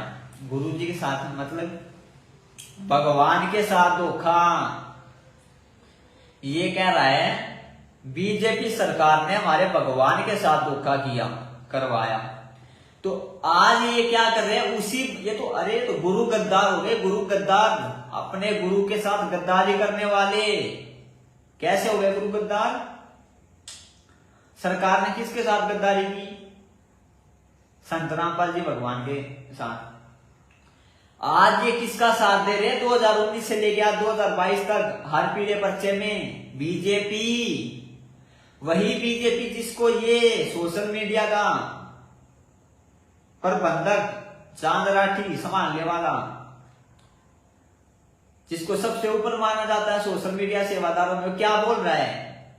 सरकार ने हमारे गुरुजी के साथ धोखा किया। गुरुजी के साथ मतलब हमारे साथ धोखा।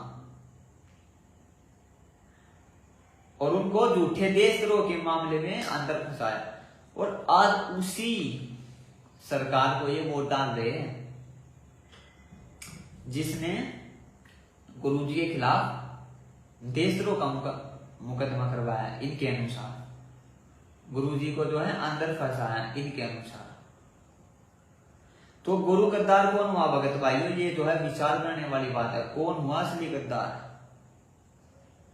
ये है वो असली गद्दार, ये लोग जो परमात्मा के नाम पे लोगों को ठग रहे हैं।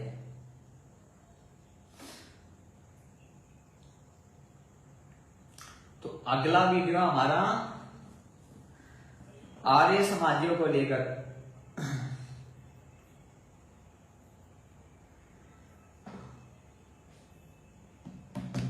एक बात बताओ भगत भाइयों, कोई अगर आपके गुरुदेव से, हमारे गुरुदेव से दुश्मनी कर ले, परमात्मा से कोई दुश्मनी कर ले, परमात्मा के साथ कोई कांड करवा दे। आपको पता है 2006 में कांड किसने करवाया था करोथा आश्रम में? आर्य समाजियों ने। तो गुरु गद्दार हुए ना, वो गुरु गद्दार हुए ना 2006 में, जिन्होंने आपके गुरुजी के खिलाफ, हमारे गुरुजी के खिलाफ, हमारे परमात्मा के खिलाफ जो है कांड करवाया, करोथा कांड जिसको वो आप बोलते हैं, जिसके चलते परमात्मा को 2 साल तक जेल में रहना पड़ा, जिसके चलते परमात्मा पर जो है एक उसके व्यक्ति की हत्या का परमात्मा पर मुकदमा लगा। वो लोग गुरु गद्दार हुए ना, तो क्या भगत होकर अपने गुरु के शिष्य होकर, परमात्मा के शिष्य होकर, क्या आप उन गुरु गद्दारों को समर्थन दे सकते हो? भगत भाइयों, जिन्होंने जिनकी वजह से आपके परमात्मा 2 साल तक जेल में रहे, उन पर हत्या का झूठा मुकदमा लगा,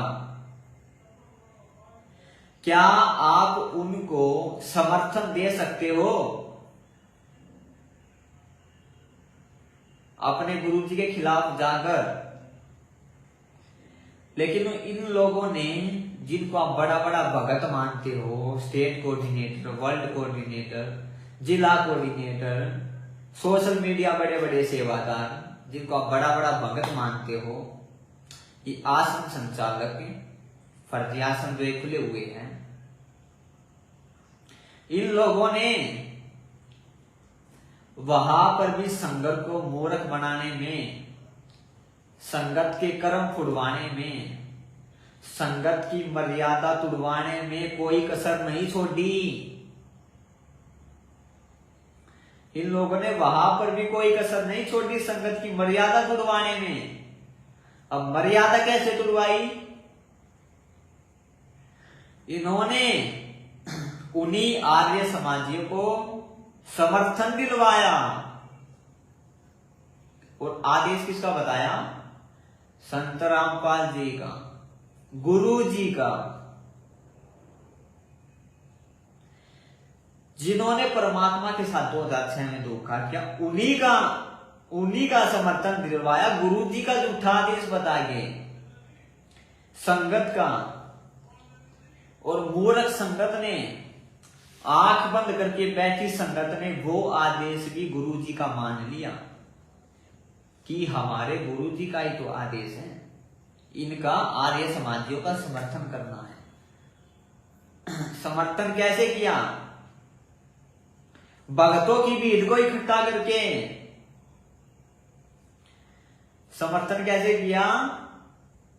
भक्तों की भीड़ को इकट्ठा करके, भक्तों के पैसे का मिसयूज करके, भक्तों का पैसा दान कुपात्रों को देके, उल्टे कामों में लगा के 11 लाख रुपए भक्तों के दान का इन लोगों ने आर्य समाजियों को दिया, यानी गुरु गद्दारों को दिया, जिनकी वजह से आपके परमात्मा, हमारे परमात्मा 2 साल जेल में रहे, उन पर झूठा हत्या का मुकदमा लगा, उनका समर्थन दिया, और 11 लाख रुपए साथ में भक्तों का समर्थन दिलवाया। सुनो, देखो। संत रामपाल जी का समर्थन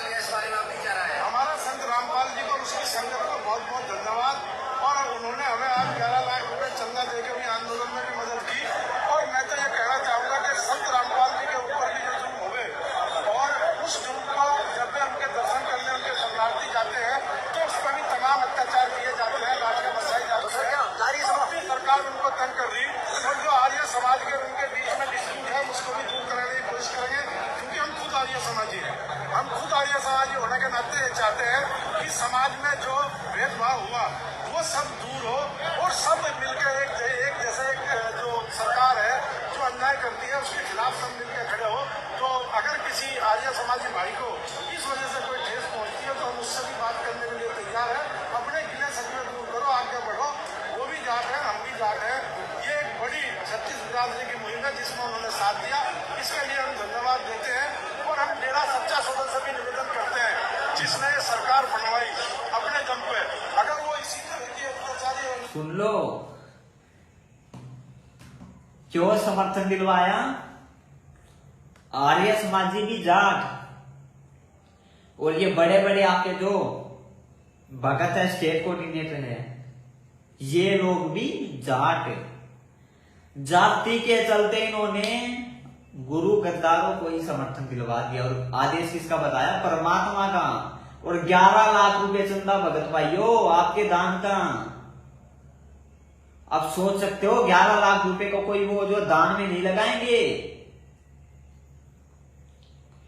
जाटों का आपको पता नहीं है, दास हरियाणा से है। दास की जाति से जाति था, तो मानव धर्म है दास का। जीव जाति है तो दास की। दास को अच्छे से जानता जाटों की क्या वो होती है।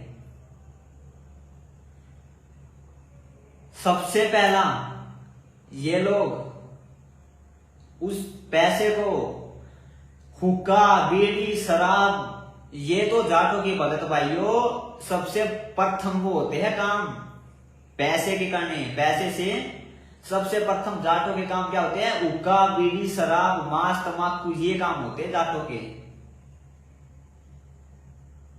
वो 11 लाख रुपए आपके कोई दान में नहीं लगे हैं संगत वालों। वो 11 लाख रुपए आपके कर्म फुड़वाने के लिए लगे हैं। वो उन्होंने उन जाटों ने हुक्का पिया, उससे बीड़ी पी, शराब पी, मांस तंबाकू खाया। उसका दोष किसको लगा? संगत को। मर्यादा किसकी टूटी? संगत को। खाली एक आदमी को नहीं, पूरी संगत को उसका भुगतना पड़ेगा। क्योंकि जिस संगत वाले ने जिस रेशो में पैसा दिया उसको वो पाप कर्म उसी रेशो में मिलेंगे, उसी अनुपात में मिलेंगे। साथ में मर्यादा तो टूटी। काल का दाव तो लगा ही लगा, और काल का दाव लगा तो आज संगत काल मौत मर रही है। तो भगत भाइयों, दास का आज के लिए इतना ही कहना था। इन बातों पर विचार करो। अरे और कुछ नहीं तो थोड़ा कॉमन सेंस से तो सोच लो। इतने भी अंधे मत बनो, इतने भी उस पीले पेज के अंधे मत बनो कि उस पीले पेज पे कोई कुछ भी लिख दो तुम उसको गुरु जी का आदेश मान लो। अरे चलो आपकी बात को मैं बड़ा कर लूं, गुरु जी का आदेश उसको मान लेते हैं हम सबका। अगर वो गुरु जी के आदेश भी है आपके अनुसार तो वो गुरु जी की परीक्षा है। एक बात बताओ, आज से 650 साल पहले 64 लाख शिष्यों की परीक्षा हुई थी, तो आज परीक्षा नहीं होगी क्या? आज आपको ऐसे ही लगता है कि परमात्मा ऐसे ही आपको सतलोक ले जाएंगे हम लोगों को? आपको ऐसा लगता है क्या कि परमात्मा आप हमें ऐसे ही सतलोक ले जाएंगे बिना परीक्षा के? ये तो हमारी आंखों पे काली पट्टी बंधी हुई है, विचार नहीं करते इन चीजों पे। ऐसे ही नहीं लेके जाएगा परमात्मा, ठोक ठोक के परीक्षा लेगा। हर भगत की परीक्षा लेगा परमात्मा, और ये परीक्षा ले रहा परमात्मा। और संगत आए दिन फैल हो रही है। अगर आपके अनुसार ये पीले पेज गुरु जी के भी, तो ये आपकी परीक्षा थी भक्तों, कि मैंने तो सत्संगों में क्या इनको आदेश दिए और ये लोग क्या मेरे विपरीत कर रहे हैं आदेशों के खिलाफ। 650 साल पहले परीक्षा हुई थी, तो आज भी परीक्षा होनी है, और वो पिछले 6 साल से हो रही है। इन पीले पेजों के माध्यम से वही परीक्षा हो रही है पिछले 6 साल 8 साल से, जब से गुरुदेव जेल में गए, जब से ही पीले पेज आने लगे गुरुदेव के नाम से। परमात्मा अंदर कोई टाइम पास करने नहीं गए हैं। आपको मैं सच्चाई बता दूं, जो भक्त ये सोचते ना कि परमात्मा कब आएंगे, कभी तत्व ज्ञान आधार से सोचना। जो भक्त ये बोलते ना कि परमात्मा कब आएंगे जेल से, परमात्मा आपको क्यों पता है? पता है परमात्मा ने हमें इतना ज्ञान दिया 1994 से 2014 तक। परमात्मा हमारी परीक्षा लेने के लिए अंदर गए हैं कि मैंने 2014 तक इनको इतना ज्ञान दिया, अब ये देखो ये परीक्षा के कितने लायक है। परमात्मा और कुछ वहां पर टाइम पास करने नहीं गए हैं कि परमात्मा जाके टाइम पास कर रहे हो, भगवान है, उनको कोई जेल में नहीं रोक सकता। वो संगत वालों की परीक्षा ही लेने के लिए गए हैं कि इनको मैंने इतना ज्ञान दे दिया, अब देखूंगा ये मेरे ज्ञान पर कितना टिक पाते हैं, कितना मेरे सत्संग रूपी आदेशों पर ये टिक पाते हैं। और एक दो संगत वाले नहीं, इकट्ठे 5-5 लाख संगत, 5-5 10-10 लाख संगत इनको समर्थन दे रही है।